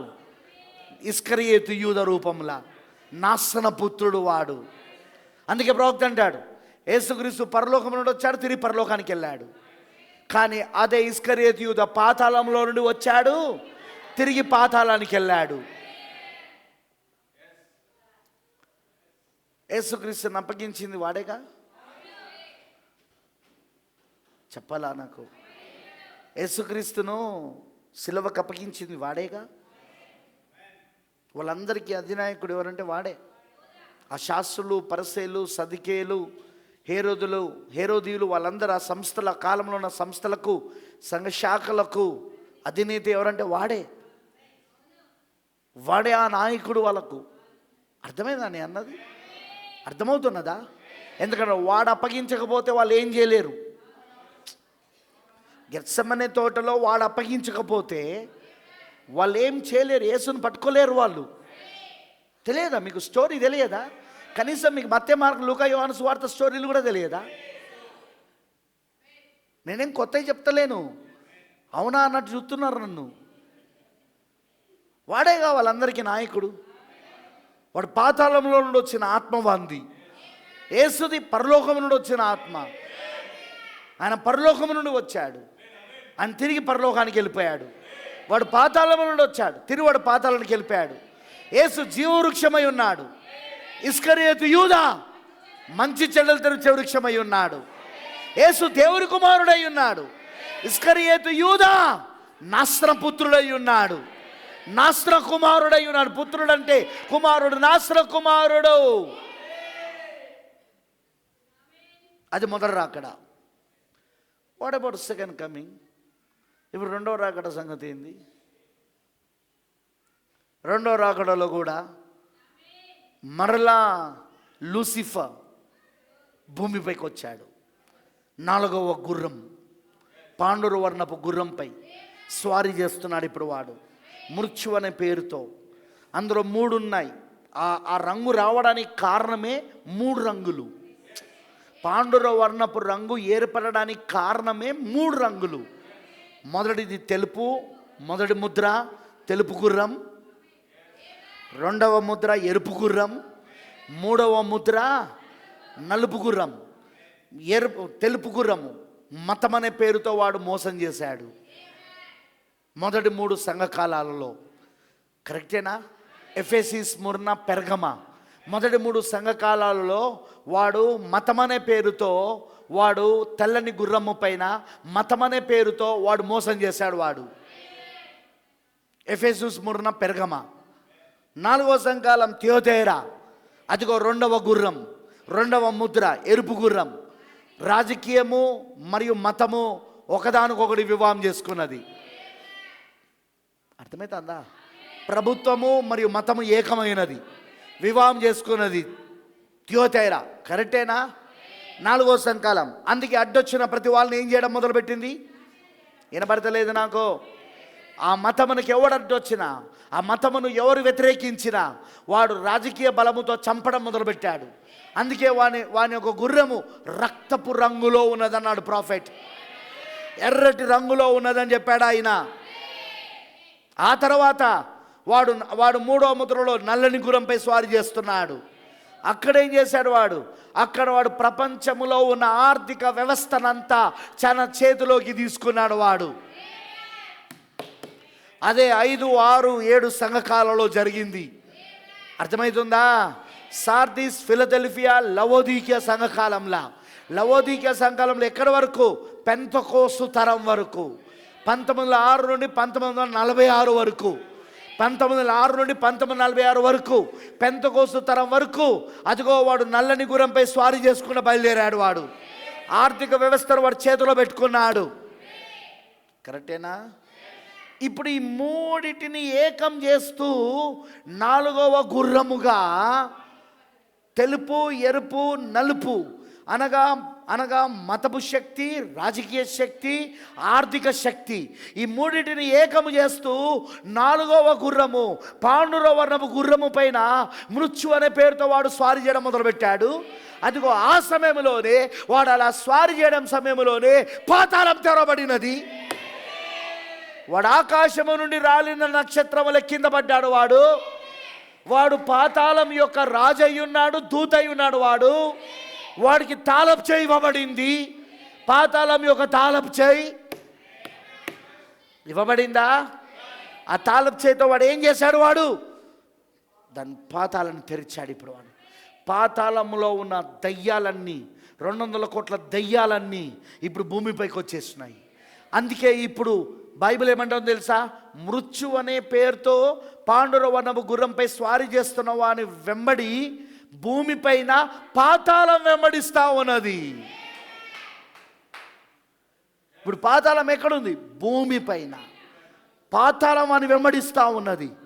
వాడే మంచి చెల్లెలు తెరుచే వృక్షం, వాడే ఆది సర్పం, వాడే ఆ ఘట సర్పం, వాడే ఆ ఘట సర్పము, ఆ ఆది సర్పము సాతానుడు. వింటున్నారా? అది నీకు ఎక్కడ కనబడుతుంది? అది నీకు ప్రకటన 12లో కనబడుతుంది. 7 తలలను 10 కొమ్ములు కలిగిన ఒక క్రూర ముఖం నీకు కనబడతా ఉన్నది. ఒక ఎర్రని ఘట సర్పం అక్కడ కనబడతా ఉన్నది. ఆ ఎర్రని ఘట సర్పం ఏంటో కాదు కానీ ఆది సర్పమై ఉన్నాడు, సాతానుడై ఉన్నాడు. అపవాదై ఉన్నాడు. వాడే మంచి చెడ్డలు తెలుసే వృక్షమై ఉన్నాడు. మరలా ఇప్పుడు భూమిపైన ఉన్నాడు వాడు. ఇప్పుడు వాడే పోపులో వాడు శరీరధార అవుతా ఉన్నాడు. ఎవరిలో? ఈనబడతల పోపులో వాడు అవతారం ఎత్తుతున్నాడు. కరెక్టేనా? వాన్నే బైబిల్ అబద్ధ ప్రవక్త అని పిలుస్తుంది. ఏమని పిలుస్తున్నది వాన్ని? అబద్ధ ప్రవక్త. ప్రకటన గ్రంథంలో క్రూరముఖము, ఘటసర్పము, అబద్ధ ప్రవక్త, ఈ 3 అగ్నిగుణములో వేయబడి ఉంది బైబిల్లో. అబద్ధ ప్రవక్త, క్రూరముఖము మరియు ఘటసర్పం. వింటున్నారా? ఘటసర్పం ఎవరో కాదు, లూసిఫర్. ఎవరో కాదు, వాడే ఆ మంచి చెడ్డలు తెరుచే వృక్షం. వాడే. వింటున్నారా నేను చెప్పింది? వాడే సర్పం, ఆది సర్పం. వింటున్నారా? ఆ ఘటసర్పం. వింటున్నారా? అక్కడ క్రూరముఖం ఎవరో కాదు, ఆ క్రూరముఖం అదే పోపు రోమై ఉన్నది. ఆమేనంటారా? ఆ తర్వాత దాన్ని ఏలుతున్న వాడే అదిగో అబద్ధ ప్రవక్త. ఆమేన్. ఇప్పుడు భూమిపైన మంచి చెడ్డలు తెరుచే వృక్షము ఉందా లేదా? మొదటి రాకల్లో ఉన్నట్టే ఉందా? ఉన్నది. ఇప్పుడు ఎవరిలో ఉన్నది? అది మంచి చెడ్డలు తెరుచే వృక్షం బాబు, జీవవృక్షం కాదు నేను అనేది. పోపులో ఉంది, ఆ సంస్థలో ఉంది, ఆ సంఘశాఖలో ఉంది. ఆ సంస్థ, సంఘశాఖ.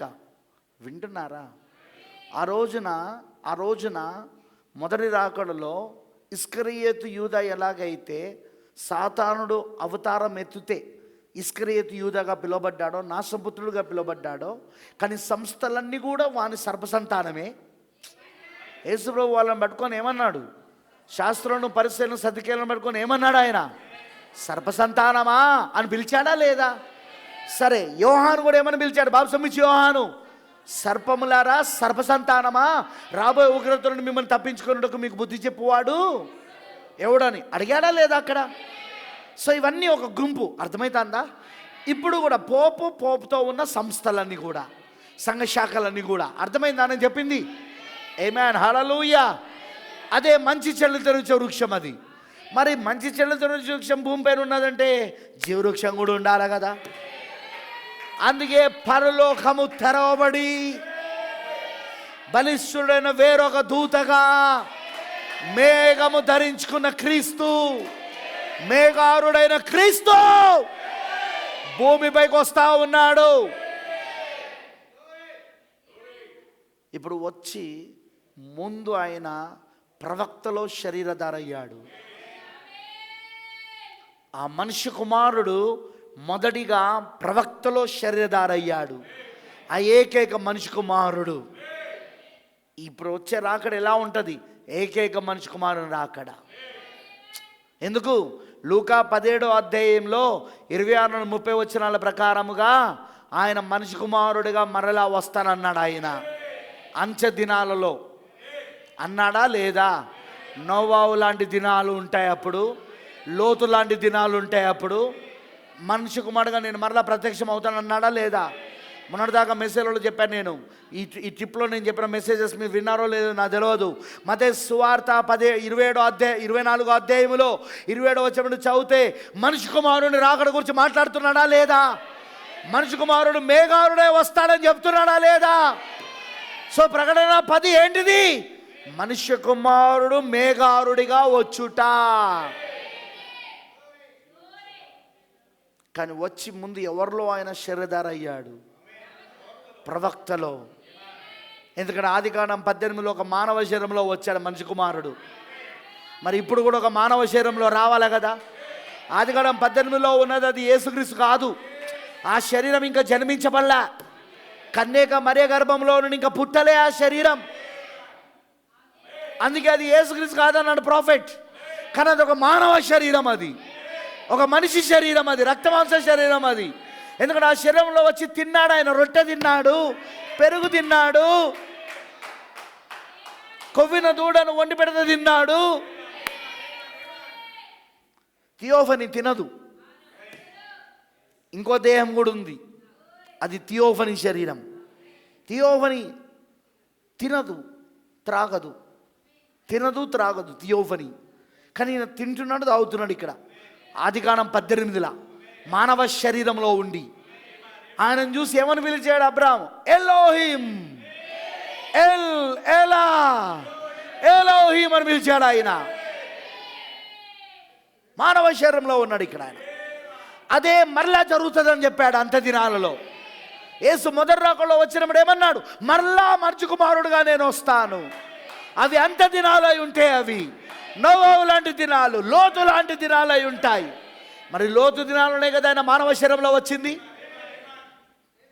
ఈసారి ఆయన మానవ శరీరంలో ఏకైక మనిషి కుమారుడుగా ప్రకటన 10 మేఘం ధరించుకొని వస్తూ ఉన్నప్పుడు, ఎందుకంటే మత్తయి సువార్త 24 అధ్యాయము 27 నుండి మీరు చదివితే అక్కడ మనిషి కుమారుడు ఎలా వస్తాడన్నాడంటే మహాప్రభావముతోనూ మహామహిమతోనూ మేఘారుడై వస్తాడు. ఆయన ప్రకటన 10 ఎలా వస్తున్నాడు? మేఘారుడై వస్తున్నాడు. మనిషి కుమారుడు మేఘారుడై వస్తున్నాడు. మెరుపు తూర్పున పుట్టి పడమటి వరకు ఎలా కనబడునో మనిషి కుమారుని రాకడ కూడా అలాగునే ఉండును. అందుకే ప్రవక్త ఏమన్నాడు? మొదటి రాకడ అది తూర్పు నుండి వచ్చిన వెలుగై ఉన్నది, అది ఉదయకాలపు వెలుగై ఉన్నది. అది కానీ రెండవ రాకడ అది పడమటి నుండి వచ్చిన వెలుగై ఉన్నది, సాయంకాలం నుండి వచ్చిన వెలుగై ఉన్నది. అందుకే రెండవ రాకడ అమెరికా దేశంలో జరగాల. తూర్పున ఇజ్రాయెల్ ఉన్నది. మొదటి రాకడ బాప్తిస్మం ఇచ్చే యోహాను, ఏలియా తూర్పున ఉన్నాడు. మొదటి రాకడకు ముందు పంపబడిన వాడు. మొదటి రాకడ, ఆ మొదటి రాకడ వెలుగు తూర్పు వెలుగై ఉన్నది, అది ఉదయకాల వెలుగై ఉన్నది. కానీ ఇప్పుడు మెరుపు పడమటి వరకు ప్రయాణం చేసింది. ప్రైజ్ ది లార్డ్, హల్లెలూయా. ఇప్పుడు మనిషి కుమారుని రాకడా ఇప్పుడు పడమటి వైపు జరుగుతూ ఉన్నది. అందుకే ఏలియా ఇప్పుడు ఎక్కడ ఉండాలా? తూర్పులో ఉండకూడదు, పడమటిలో ఉండాలి. అమెరికా దేశం పశ్చిమ దేశం అయి ఉన్నది. ప్రపంచ పటంలో చూస్తే అమెరికా దేశం పశ్చిమ దేశం అయి ఉన్నది. అందుకే ఇప్పుడు ఇది సాయంకాల వెలుగు. ఇది ఉదయమున ఉదయించిన, తూర్పు వైపు ఉదయించిన అదే సూర్యుడు పశ్చిమమున సాయంకాలమున అస్తమిస్తున్నాడు. వేరే సూర్యుడు కాదు, అదే సూర్యుడు. అందుకే అదే మనిషి కుమారుడు. మొదటి రాకడలో వచ్చిన మనిషి కుమారుడే ఇప్పుడు రెండవ రాకడలో వచ్చిన మనిషి కుమారుడు. ఇప్పుడు మొదటి రాకడలో వచ్చిన మనిషి కుమారుడు అదిగో అక్కడ ఇశ్రాయేలులకు సమరయులకు ఆయన రాకడ జరిగితే, ఇదిగో ఇక్కడ రెండవ రాకడలో వచ్చిన మనిషి కుమారుడు అన్యజనులకు జరుగుతూ ఉన్నది. ఈరోజు మనకు సాయంకాలపు వెలుగులో ఉన్నాం. మనం ఎక్కడున్నాము? సాయంకాల వెలుగు. ఆమేన్. సాయంకాలమున వెలుగు కలిగెను, మహిమకు బాట ఏర్పడెను. ఆమేన్ అంటారా? తెలుసు, అదేనండి ఈరోజు మనం ప్రకటిస్తుంది. సాయంకాల వెలుగు ప్రకటిస్తున్నాం, రెండవ రాకడను ప్రకటిస్తున్నాం, ఏకైక మనిషి కుమారుని రాకడను ప్రకటిస్తున్నాం, మేఘారుడే వచ్చిన క్రీస్తును ప్రకటిస్తున్నాం. కానీ ఆయన ఎలా రావాలి? ఒక మానవ శరీరంలా. అందుకే ముందు ఎవరిలో ఆయన శరీరధారయ్యాడు? ప్రవక్తలో శరీరధారయ్యాడు. విలియం బ్రెన్నాంలో శరీరధారయ్యాడు. అర్థమైందానని చెప్పింది. ఆ తర్వాత విలియం బ్రెన్నాం వెళ్ళిపోయినాక ఇప్పుడు ఆయన ఎవరిలో శరీరధార అవుతున్నాడు? అనేక సబ్బులు కలిగిన ఒక మర్మయుక్తమైన శరీరం ఉన్నదా? అనేక అవయములు, అనేక భాగాలు, అనేక వ్యక్తులు, అనేక సభ్యులు కలిగిన ఒక మర్మయుక్తమైన శరీరం ఉన్నదా? The mystical body of Jesus Christ. యేసుక్రీస్తు ఒక మర్మయుక్తమైన శరీరం. ఇప్పుడు ఆ శరీరంలో ఆయన ఏమవుతున్నాడు? ఆయన శరీరధార అవుతున్నాడు. ఇప్పుడు జీవవృక్షం ఎవరిలో ఉన్నది? ఇప్పుడు వధువులో ఉన్నది. ముందు ప్రవక్తలో ఉండే, ప్రవక్తలో నుండి ఇప్పుడు ఆ జీవవృక్షం ఎవరిలోకి వచ్చింది? ఇప్పుడు ఏం అర్థం కాలేదా మీకు? అర్థం కాలేదా? ఒకవేళ అర్థం కాకపోతే మళ్ళీ వెళ్ళి ఇంటికి వెళ్ళినాక ఇది వినండి కూర్చొని ప్రార్థన చేసుకుంటూ. జీవవృక్షం ఇప్పుడు ఎక్కడుందంటే వధులో ఉంది. అందుకే ప్రకటన 10లో ఆయన బలిష్ఠుడైన దూతగా దిగొస్తున్నప్పుడు ఆయన చేతిలో విప్పబడిన పుస్తకం ఉన్నది. అదేంటిది? వధువు ఒక జీవారమై ఉన్నది. అదే ఆర్భాట వర్తమానం. 1 తెస్సలోనిక 4:16 ప్రకారముగా ఆయన ఆర్భాటముతోను ప్రధాన దూత శబ్దముతోను దేవుని బూరతోను మొదటిగా పరలోకము నుండి క్రీస్తు దిగి వచ్చును. మరి ప్రవక్త ఏమన్నాడు? ఎత్తబడుటనే వర్తమానంలో ఇదిగో మొదటిగా బయలుదేరుతున్న వర్తమానం, అది ఆర్భాట వర్తమానం. అది వధువు జీవారమై ఉన్నది, జీవవృక్షమై ఉన్నది. వధువు యొక్క జీవవృక్ష ఫలములై ఉన్నవి. ఇప్పుడు వధువు ఏం చేస్తుంది? ఆ గ్రంథాన్ని తింటా ఉన్నది. యోహాను ఏం చేశాడు? ప్రకటన 10వ అధ్యాయములా ఆ పరలోకమునికి వచ్చిన దూత చేతిలో ఉన్న ఆ గ్రంథాన్ని తీసుకొని యోహాను తింటా ఉన్నాడు. ఏమైంది? ఇప్పుడు గ్రంథం యోహానుగా మారిపోయింది. ఇప్పుడు ఆ గ్రంథమే జీవారము, ఆ జీవారమే జీవవృక్షమై ఉన్నది. ఇప్పుడు జీవవృక్షము వధువులో శరీరం అవుతా ఉన్నది, వధువుగా మారుతా ఉన్నది, వధువు రూపంలోనికి మారుతా ఉన్నది. ఆయన ఆమెగా మారాడు. ఆయన క్రీస్తు ఆమెగా వధువుగా మారాడు. ఎందుకు? ఇప్పుడు వధువు ఆయనగా మారడానికి. వాక్యము శరీరమాయేను. ఎందుకు? శరీరము వాక్యం అవ్వడానికి. బ్రదర్, ఇప్పుడు జీవవృక్షం భూమి పైన ఉందా? అడ్రస్ చెప్తారా?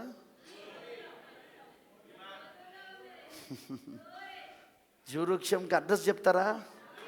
ఆ జీవవృక్ష ఫలాలను తినాలంటే ఆ అడ్రస్ ఏంటో తెలుసా?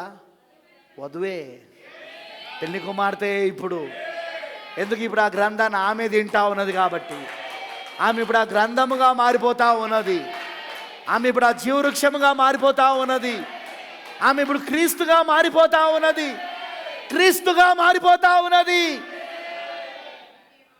ఆమె ఇప్పుడు క్రీస్తు పోలికలోనికి, క్రీస్తు రూపంలోనికి మారిపోతున్నది. ఆమె క్రీస్తు పోలిక అంటే వాక్యం. ప్రవక్త అనడం ఇప్పుడు వాక్యముగా మారిపోతున్నది. ఇది వధువు వాక్యముగా మారిపోయే సమయం. అందుకే మనం రోజు దాన్ని తింటా ఉన్నాం. మనం జీవవృక్ష ఫలమును తింటుండడం ద్వారా రోజు మనం వాక్యముగా మారిపోతాం. ఆ గ్రంథాన్ని రోజు తినడం ద్వారా ఆ విప్పబడిన గ్రంథాన్ని, అదేదో కాదు, ఈ బైబిల్ గ్రంథమే, ఆదికాండం మొదలుకొని ప్రకటన గ్రంథము, ఈ విప్పబడిన పుస్తకాన్ని రోజు తింటా ఉన్నావు నువ్వు. Praise Lord. అందుకే నువ్వు వాక్యముగా మారిపోతున్నావు. క్రీస్తు రూపంలోనికి, పోలికలోనికి మారిపోతున్నావు. నువ్వు రాయబడిన పత్రికలుగా మారిపోతున్నారు. పౌలు గారు అందుకే అన్నాడు, మీరు రాయబడిన పత్రికలు అయి ఉన్నారు. ఏ ఆర్ ద రిటన్ ఎపోస్టల్స్. ఎపిస్టల్స్ అవునా కాదా? రిటన్ ఎపిస్టల్స్ అంటే రాయబడిన పత్రికలు. లోకమంతటా ప్రజలందరి చేత చదవబడుతున్న రాయబడిన పత్రికలు. You are read by all the men. అందరి చేత నువ్వు చదవబడుతున్నావు. వాక్యం శరీరమైంది. ఇప్పుడు గ్రంథం శరీరమైంది. ఏమాన్ ఏమాన్. వధువులో శరీరమైంది. అది ముందు ప్రవక్తలో అయింది. ప్రవక్తలో జరిగిందే ఇప్పుడు వధువులో జరుగుతున్నది. ప్రవక్తలో జరిగినదే ఇప్పుడు పెళ్లి కుమార్తెలో జరుగుతూ ఉన్నది. ఏదైతే ప్రవక్తకు జరిగినదో అక్కడ, ఎందుకు? ఆయన పంటకు మొదటి పని అయి ఉన్నాడు. ఆయన మొదటి పని పరిపక్వత చెందిన పని అయి ఉన్నది. ఎందుకు? దాని తర్వాత మిగతా పనులన్నీ కూడా, మిగతా పంటతో కూడా అదే రూపంలోనికి రాబోతా ఉన్నది, అదే పరిపక్వతలోనికి రాబోతా ఉన్నది. గ్లోరీ, హల్లెలూయా.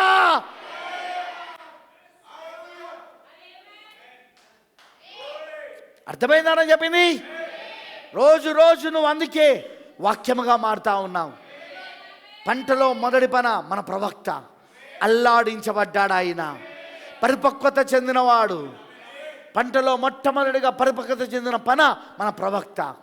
తర్వాత వధువు రాబోతా ఉన్నది, పంట రాబోతా ఉన్నది. ఆయన మొదటి ఫలమై ఉన్నాడు. పరిపక్వత చెందిన ఫలముల మొదటి ఫలము మిగతావన్నీ కూడా అలానే పరిపక్వత చెందబోతున్నాయి ఫలాలన్నీ. Praise the Lord. దేవుడికి మహిమ కలుగును గాక. జీవవృక్షం ఇప్పుడు వధువే, ఆమె దాన్ని భుజిస్తూ ఉన్నది. యేసుక్రీస్తు అందుకే అన్నాడు మొదటి రకంలో, ఆయన భూమిపైకి వచ్చినప్పుడు మొదటి రకంలో అన్నాడు, నన్ను తిన్నవాడు నిత్య జీవం గలవాడు. ఈరోజు మరలా మనము యేసుక్రీస్తుని తింటున్నాం. మనం వాక్యముగా తింటున్నాం. మనం అక్కడ వాళ్ళు వాక్యముగా తిన్నారు, ఇక్కడ మనం వాక్యంగా తింటా ఉన్నాం. ఎందుకంటే వాక్యం వచ్చింది ఇప్పుడు. అది యోహాను ఆ గ్రంథాన్ని తిన్నాడు. యోహాను ఇద్దరికి సాదృశ్యం. ఒకటి ముందు మన ప్రవక్త 7వ సంకల్ప దూత విలియం బ్రెన్నాంకి సాదృశ్యం. రెండవది వధువుకి సాదృశ్యం.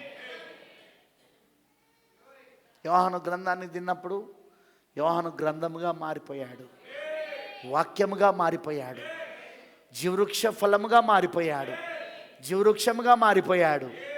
ఆమేన్ అనే ఆమేన్. అవునా? ఒకవైపు మనం ఇది భుజిస్తుంటే ఇంకోవైపు ప్రపంచంలో వాళ్ళు మంచి చెడ్డలు తినొచ్చే వృక్ష ఫలమును Pope Roman Catholic, Pope Roman Catholic, దాని అనుబంధ సంస్థలై ఉన్న దానిలో నుండి బయటకు వచ్చిన వేశ్యలు, మహావేశ్యల నుండి వచ్చిన కుమార్తెలు వేశ్యలు, అవే ప్రొటెస్టెంట్ సంఘాలు, ఇవన్నీ కూడా ఇప్పుడు ఆ మంచి చెడ్డ తినొచ్చే వృక్షమై ఉన్నది. అది తింటున్నారు ఇప్పుడు వాళ్ళు. అది తినేమవుతున్నారు వాళ్ళు? మరణిస్తున్నారు. 4వ గుర్రంపై స్వారీ చేయవాడు మృత్యువు. పాండురవర్ణం గుర్రంపై స్వారీ చేసేవాడు. పాతాళం అని వెంబడిస్తాను భూమిపైన. ఎందుకంటే పాతాళం తెరవబడింది. 5 బూరల కింద పాతాళం తెరవబడింది. కానీ 7వ ముద్ర కింద పరలోకం తెరవబడింది. వధువుకి 7వ ముద్ర కింద పరలోకము తెరవబడి క్రీస్తు ఇప్పుడు పరలోకము నుండి దిగి వచ్చి, జీవారం ఇప్పుడు పరలోకము నుండి దిగి వచ్చి, జీవవృక్షం ఇప్పుడు పరలోకము నుండి దిగి వచ్చి ఇప్పుడు వధువులో శరీరధార అవుతా ఉన్నాడు ఆయన.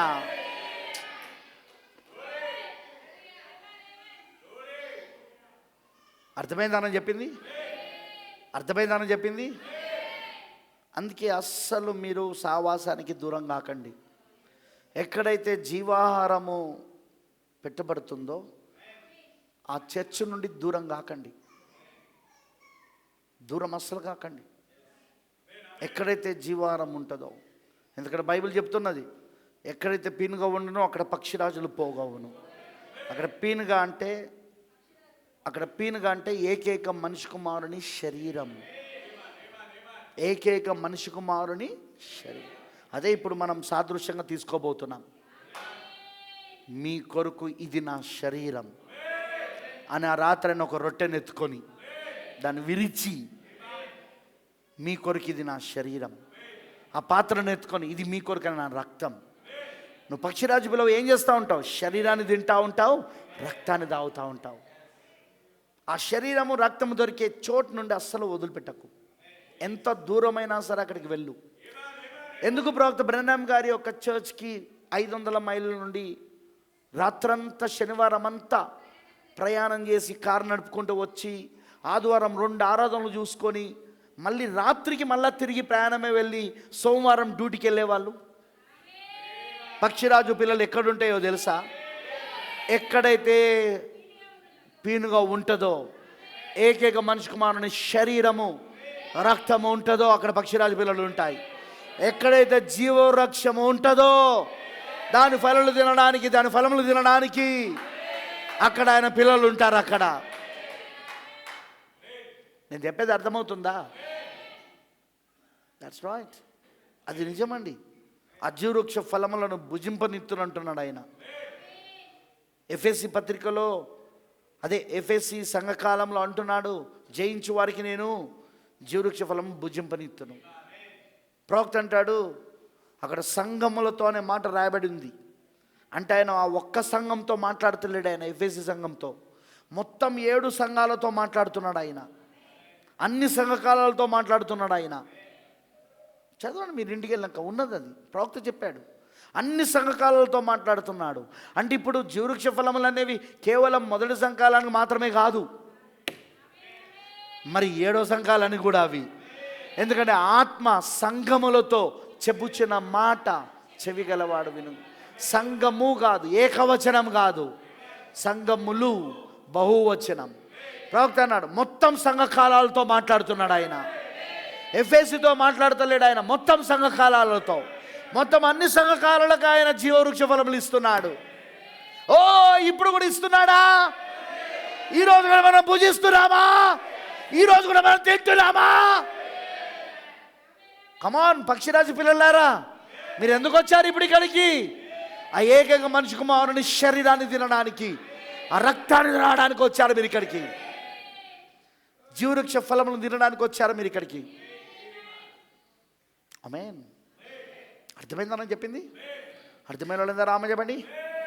That's why. ఆ కారణాన్ని బట్టే ఈరోజు చాలామంది వీటిని పట్టుకోలేకపోతున్నారు. మరలా ఏదోను తోటలో ఎలాగైతే ఆదాము అవ్వల ఎదుట జీవవృక్షమును మంచి చెడు వృక్షమును పెట్టున్నాడో, ఇప్పుడు కూడా మరలా దేవుడు ఈ చివరి దినాలలో ఆ 2 చెట్లు మన ముందున్నాయి. అలంకార పదముగా అక్కడ రాయబడితే ఇప్పుడు అవి నిజంగా ఇక్కడ ఉన్నాయి. పోప్ రోము, దానిలో నుండి వచ్చిన ప్రొటెస్టెంట్ సంఘాలు, మహావేష దాని కుమార్తెలు, ఎవరు డినామినేషన్స్. అదేంటిదవి? మంచి చెడల తను వృక్ష ఫలం. కానీ ప్రకటన 10లో జీవవృక్షం, చేతిలో విప్పబడిన పుస్తకం, శరీరధార అవుతా ఉన్నాడు. ఎందుకంటే ఆ గ్రంథాన్ని యోహాన్ తింటా ఉన్నాడు. ఆయన వారిలో శరీరధార అవుతా ఉన్నాడు. మొదటి రాకడ ఏంటిది? దేవుడు ఏమై ఉన్నాడో ఆ దైవత్వం యొక్క సర్వ పరిపూర్ణత శరీరముగా క్రీస్తులో కుమ్మరించుటై ఉన్నది. కొలస్సీ 2వ అధ్యాయం 9వ వచనం. శరీరముగా క్రీస్తులో కుమ్మరించబడుట. మరి 2వ రాకడ ఏంటిది? ఇప్పుడు మళ్ళీ క్రీస్తులో ఉన్న దైవత్వం అంతా, ఇప్పుడు ఆ దైవత్వం అంతా శరీరముగా వధువులో కుమ్మరించుటై ఉన్నది. అమనంటారా? అదే జీవవృక్షమై ఉన్నది.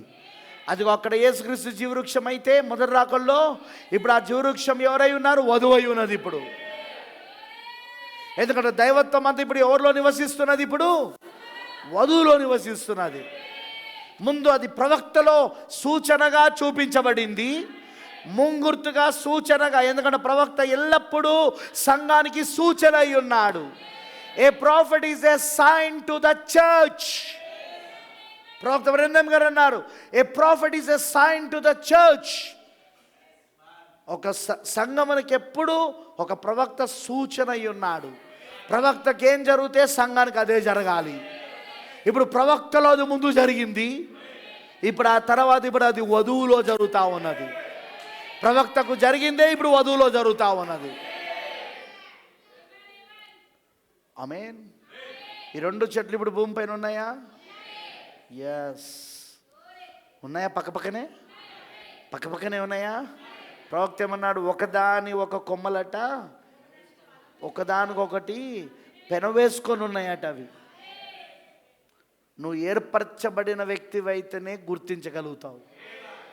ఏర్పరచబడిన వ్యక్తివి కాకపోతే సులువుగా మోసపోతావు. అది జీవవృక్షం అనుకొని మంచి తెలివినిచ్చే వృక్ష ఫలం తినేస్తావు. అది జీవవృక్షం అనుకొని. ఎందుకు అంటే నువ్వు ఏర్పాట్లో లేవు కాబట్టి, ఎన్నికల్లో లేవు కాబట్టి. ఏర్పాట్లో ఉన్నవాళ్ళు మాత్రమే గుర్తుపట్టగలుగుతారు ఏది జీవవృక్షము, ఏది మంచి చెడ్డలతోనిచ్చే వృక్షము. అందుకే అంటారు డినామినేషన్స్, మేము యేసుప్రభుని నమ్ముకున్నాం, మీరు యేసుప్రభుని నమ్ముకున్నారు. మేము యేసుప్రభుకే పాటలు పాడుతున్నాం, మీరు యేసుప్రభుకే పాటలు పాడుతున్నారు. క్రిస్మస్ చేసుకోవడం తప్పేముంది? యేసుప్రభు పుట్టాడని మత్తయి, మార్కు, లూకా, యోహాను సువార్తలు లేదా? అదే పుట్టినరోజు మేము ప్రపంచానికి చెప్తున్నాం, అందుకే క్రిస్మస్ చేసుకుంటాం. తప్పేముంది? ఈ కొమ్మలు పెనేసుకుని ఉన్నాయి, జాగ్రత్త. మంచి చెడ్డ తెలిసే వృక్ష ఫలము, ఇటు జీవవృక్ష ఫలం ఒకదానికొకటి పెనవేసుకుని ఉన్నాయి వాటి కొమ్మలు. జాగ్రత్త, ఏ ఫలం తీసుకొని ఏం తింటావో. అర్థమైందని చెప్పింది. చాలా జాగ్రత్తగా ఉండాలి. నువ్వు ఏర్పాట్లో ఉంటేనే దాన్ని పట్టుకోగలుగుతావు. బ్రదర్ 1963లో వచ్చింది, అది రాకడానికి నమ్మకపోతే ఏమవుతుంది? ఏమవుతావా? అది రాకడానికి నమ్మకపోతే నీకు వివాహం జరగదు. అది రాకడానికి నమ్మకపోతే నువ్వు అసలు జీవవృక్ష ఫలముగానే మారవు. జీవవృక్ష ఫలము నువ్వు భుజించలేవు. అది రాకడానికి నమ్మకపోతే నీలో దేవుడు శరీరధారి కాలేడు. దేవుడు నీలో దైవత్వాన్ని కుమ్మరించలేడు. నువ్వు పిరమిడ్గా మారలేవు. నువ్వు పరిపూర్ణ మానవ స్వరూపంగా మారలేవు. ఇవన్నీ జరగబోతే నీకు ఎత్తపట్టి ఎట్లా జరుగుతుంది? నీకు వివాహం జరగదు. క్రీస్తుతో వివాహము 1963 అది నువ్వు రాకడానికి నమ్మకపోతే అది క్రీస్తుతో వివాహము. కరెక్టేనా కాదా? తలరాయిగా ఆయన వచ్చాడు ఈ శరీరాన్ని అతుకోవడానికి. స్త్రీకి శిరస్సు పురుషుడై ఉన్నాడు, తలరాయి అయి ఉన్నాడు. కరెక్టేనా? క్యాప్స్టోన్ తలరాయి అయి ఉన్నాడు. ఆ చిన్న రాయిగా తలరాయిగా వచ్చాడా ఆయన? పురుషుడిగా వచ్చాడా ఆయన? ఎందుకు? ఈ భార్యను పెళ్లి చేసుకోవడానికి. మరి అది రాకడనే జరగలేదని నువ్వు అంటానవంటే, ఇంకా పెళ్ళే కాలేదని అంటానవంటే, ఎత్తపడుట ఏంటిది? పెళ్లి విందుకు వెళ్ళడం. నువ్వు పెళ్లి విందుకు ఎట్లా పోతావు ఇక్కడ పెళ్లి కాకుండా? ఎత్తపడుట పెళ్లి విందు అయి ఉన్నది. నువ్వు పెళ్లి విందుకు వెళ్ళాలంటే ముందు నీకు పెళ్లి కావాలి కదా? కావాలన్నా పోతా? పెళ్లి కాకుండా ఎవడన్నా పెళ్లి విందుకు పోతారా? చెప్పండి. వివాహం కాకుండా ఎవరైనా పెళ్లి విందుకు వెళ్తారా? వెళ్ళలేరు. వివాహం అయిన తర్వాతనే అంతేనమ్మా పెళ్ళిళ్ళు? లేకపోతే ముందు విందు పెట్టి ఆ తర్వాత పెళ్లి చేస్తున్నామా? లేదు లేదు లేదు. పెళ్లి చేసినాకనే విందు పెడతాం మనం. కరెక్టేనా? కరెక్టేనా? అప్పుడు అది పెళ్లి విందు అంటారు. పెళ్లి కాకముందే దాన్ని చేస్తే అది ఏమంటారు? ఆ విందుని ఏమంటారు? ఇక మీరే అనుకోండి ఏమనుకుంటారు. ఎందుకంటే పెళ్లి కాకముందే పెట్టిన విందు అది. గుర్తుంచుకోండి, ఎత్తబడుట అనేది పెళ్లి విందుకు వెళ్ళడమై ఉన్నది. అది నేనలే, ప్రవక్త చెప్పాడు. వెడ్డింగ్ సప్పర్ అన్నాడు ఆయన. వెడ్డింగ్ సప్ప, ఎత్తబడుట. Rapture is a wedding supper. ఎత్తబడుట అనేది ఏంటిదట? వివాహ విందు.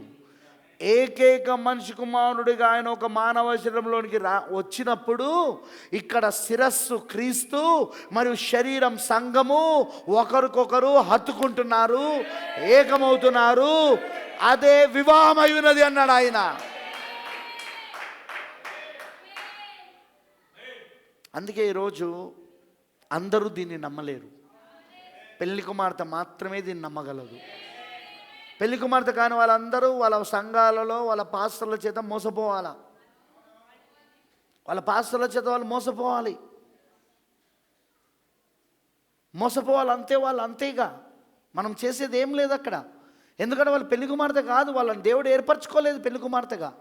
జగత్ పునాది వేయబడక మునిపే, లోక పునాదులు వేయబడక మునిపే ఆయన మనసులో ఎవరినైతే ఏర్పరచుకున్నాడో వాళ్ళే ఆయన పెళ్లి కుమార్తె, వాళ్ళే ఆయనలో భాగం. మరి ఆ ఏర్పాట్లో వాళ్ళు లేకపోతే మనం ఏం చేయగలం? వాళ్ళు పాస్టర్ మాట విని మోసపోతూ ఉంటారు. వాళ్ళ సంఘశాఖ మాట విని మోసపోతూ ఉంటారు. వాళ్ళ పెద్దయ్య గారి మాట విని మోసపోతూ ఉంటారు. సీనియర్ పాస్టర్ల మాటలు విని మోసపోతూ ఉంటారు.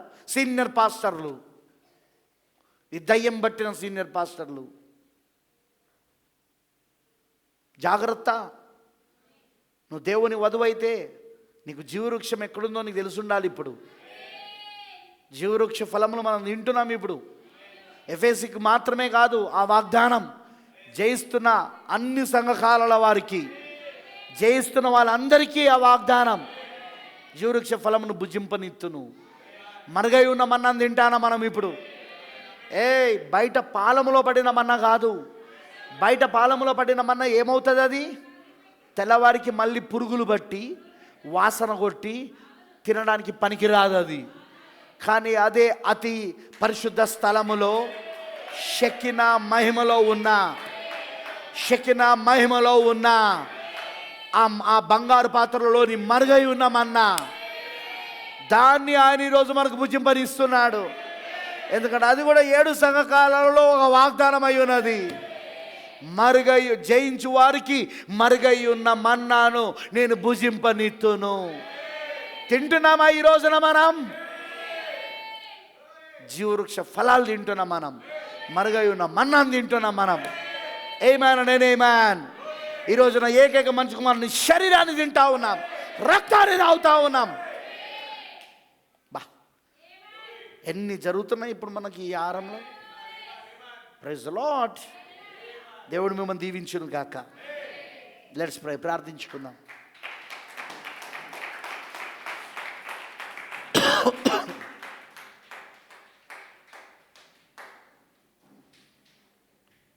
Let's pray.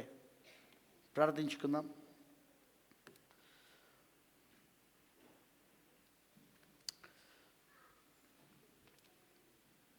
మహోన్నతుడా, సర్వోన్నతుడా, సర్వశక్తిమంతుడా, నీకు వందనాలు తండ్రి. ఈ రాత్రి ఏమని స్తుతించాలి ప్రభువా? అతి పరిశుద్ధ స్థలములోని షెకినా మహిమలో ఉన్న మరుగయ్యున్న మన్నా బంగారు పాత్రలోనిది ఈరోజు మేము భుజిస్తున్నాం. వావ్, జీవవృక్ష ఫలములను భుజిస్తున్నాం మేము. వావ్, ఆ గ్రంథాన్ని తింటున్నాము, ఆ వాక్యముగా మారిపోతున్నాం మేము. వావ్, ఆ ఏకైక మనిషి కుమారుని శరీరాన్ని తింటున్నాం మేము, ఆయన రక్తాన్ని తాగుతున్నాం మేము. పక్షిరాజు పిల్లలుగా తూర్పు నుండి పడమను నుండి ఉత్తరము నుండి దక్షిణము నుండి నీ పిల్లలు ఆ గొప్ప బల్ల యొద్ద ఇప్పుడు పరలోకపు స్థలములలో కూర్చొని ఆ బల్ల యొద్ద ఇప్పుడు భుజిస్తున్నారయ్యా. వావ్, ఎన్ని కార్యాలు జరుగుతున్నాయి మాకు. ప్రభువా, నీ మనస్సు తెరవబడడం వలన, నీ మనస్సులోని వెనక భాగంలో దాగున్న 3 మడతల రహస్యం, 7వ ముద్ర, ప్రణాళిక, విమోచన ప్రణాళిక మాకు తెరవబడడం వలన మాకేం జరుగుతుందో మాకు అర్థమవుతున్నదయ్యా. రోజు రోజు మా అంతరంగ వ్యక్తి నీ రూపంలోనికి ఎలా మలచబడుతున్నాడో, ఈ బాహ్య వ్యక్తిని మేము చూడడం లేదు ప్రభువా. ఇది ఇది ఇది నేల, ఇది ఇది ఇది ఇది ఇది శపించబడిన నేల, ఇది ఇది మట్టై ఉన్నది, ఇది మన్నైనది వెనకటి వలనే మరలా మన్నైపోవాలి. ఇది ఒకవేళ నీ ఎత్తబడుట ఆలస్యం అయితే. కానీ ప్రభువా, మేము చూస్తున్నది ఏంటంటే మా లోపటను ఒక పిరిబిండి కడుతున్నావు, ఒక పరిపూర్ణ మానవ స్వరూపాన్ని కడతా ఉన్నావు, ఒక క్రీస్తు రూపాన్ని కడతా ఉన్నావు, ఒక క్రీస్తు పోలికను కడతా ఉన్నావు. మా లోపల ఒక మందిరము కట్టబడుతున్నది, నూతన యెరూషలేము అనే పట్టణము కట్టబడుతున్నది. ఓ థ్యాంక్ యూ జీసస్. రోజు రోజు అది మాలో జరుగుతున్నదయ్యా. ప్రభువా, మేము రోజు రోజు ఈ లోకానికి దూరం అయిపోతున్నాం. ఈ లోకములో ఉన్న వాటిపైన చింత మాకు రోజు రోజు దూరం అయిపోతున్నది. మేము పరలోకపు సంబంధులుగా మారిపోతా ఉన్నాం. ఎందుకంటే పరలోకమును గురించి చింత మాలో పెరుగుతున్నది. అవును ప్రభువా, పైనున్న వాటిపైననే మా మనసు మేము కలుగున్నామయ్యా. భూ సంబంధమైన వాటిపైన కాదు, కానీ పైనున్న వాటిపైన మేము మనసును కలుగున్నాం. అక్కడ క్రీస్తు యేసు దేవుని కుడి పార్శ్వమున కూర్చొని ఉన్నాడు. Thank you lord, thank you lord. తండ్రి, ఈ రోజున ఆ జీవవృక్ష ఫలములు తినే కృపనిచ్చావు. కేవలము మాకు ఇచ్చిన వాగ్దానం అది ఎఫెసుకి మాత్రమే ఇవ్వబడలేదు, అది మాకు కూడా 7వ సంకాలంలో వధువు కూడా ఇవ్వబడింది. అది ప్రవక్త చెప్పి ఉన్నాడు అక్కడ. అందుకే ఆ జీవవృక్ష ఫలములు మేము తినగలుగుతున్నాం ఈ రోజున. Thank you lord. మేము జీవవృక్షంగా మారిపోతున్నాం. మేము క్రీస్తును తిని క్రీస్తుగా మారుతున్నాం, వాక్యాన్ని తిని వాక్యముగా మారుతున్నాం, వాక్యమును భుజించి వాక్యముగా మారిపోతున్నాం, పుస్తకమును తిని పుస్తకముగా మారిపోతున్నాం. అవును దేవా, మేమేం తింటామో అదే మారుతాము, మేమేమి తింటామో అదే మారుతాం. మేము అదే ఇప్పుడు మాలో జరుగుతున్నదయ్యా. జీవవృక్షము భూమిపైన ఉన్నది, మంచి చెడులతో జీవవృక్షము భూమిపైన ఉన్నది. ఈ 2 ఫలాలు, జీవవృక్ష ఫలం ఎవరు తింటున్నారు, మంచి చెడులతో జీవవృక్ష ఫలం ఎవరు తింటున్నారు, అది మాకు స్పష్టంగా ఇప్పుడు అర్థమైంది ప్రభువా. గత ఆదివారము నుండి ఆ 3 ఆరాధనలలో ప్లస్ ఇప్పుడు ఈ 4వ వారంలో, ఈ 4వ కూటములో మాకు చాలా స్పష్టంగా ఆ జీవవృక్షం గురించి అర్థమవునట్లు చేశావు. మంచి చెడ్డలతో వచ్చే వృక్షం అంటే ఏంటో కూడా మాకు అర్థమైంది దేవా. ఈరోజు దాని ఫలమును, ఆ నిషేధించబడిన చెట్టు ఫలమును మేము తినదలుచుకోలేదు, మేము తినము కూడా ప్రభువా. ఎందుకు అంటే మేము జీవవృక్ష ఫలములు తింటున్నాం. మేము ఆల్రెడీ జీవవృక్ష ఫలములు తింటున్నాం కాబట్టి మంచి చెడులతో జీవవృక్ష ఫలము, ఆ మిశ్రమం చెట్టు ఒక ఫలమును వారు ఇచ్చినా మేము తినలేం ప్రభువా. వారు ఇచ్చిన వాళ్ళ ప్రసంగాలు అందుకే వినలేకపోతున్నాం. వారి బోధలు, వారి సిద్ధాంతాలు, వారు చెప్పే బోధలు, వారి సిద్ధాంతాలు, వాళ్ళ ఆచారాలు, వాళ్ళ సాంప్రదాయాలు, వాళ్ళ మానవ కల్పిత సిద్ధాంతాలు అన్నీ మేము అందుకే వినలేకపోతున్నామయ్యా, తినలేకపోతున్నామయ్యా. ఎందుకంటే మేము జీవవృక్ష ఫలాలు తింటాం కాబట్టి. Thank you lord, thank you lord, thank you lord. అందరు బట్టి నీకు స్తోత్రాలు తండ్రి. వచ్చిన నీ పిల్లలందరినీ దీవించు, రాత్రి ప్రతి ఒక్కరిని ఆస్వాదించమని యేసుక్రీస్తు నామంలో ప్రార్థిస్తున్నాము. ఆమేన్. మీకు ఒక ప్రకటన.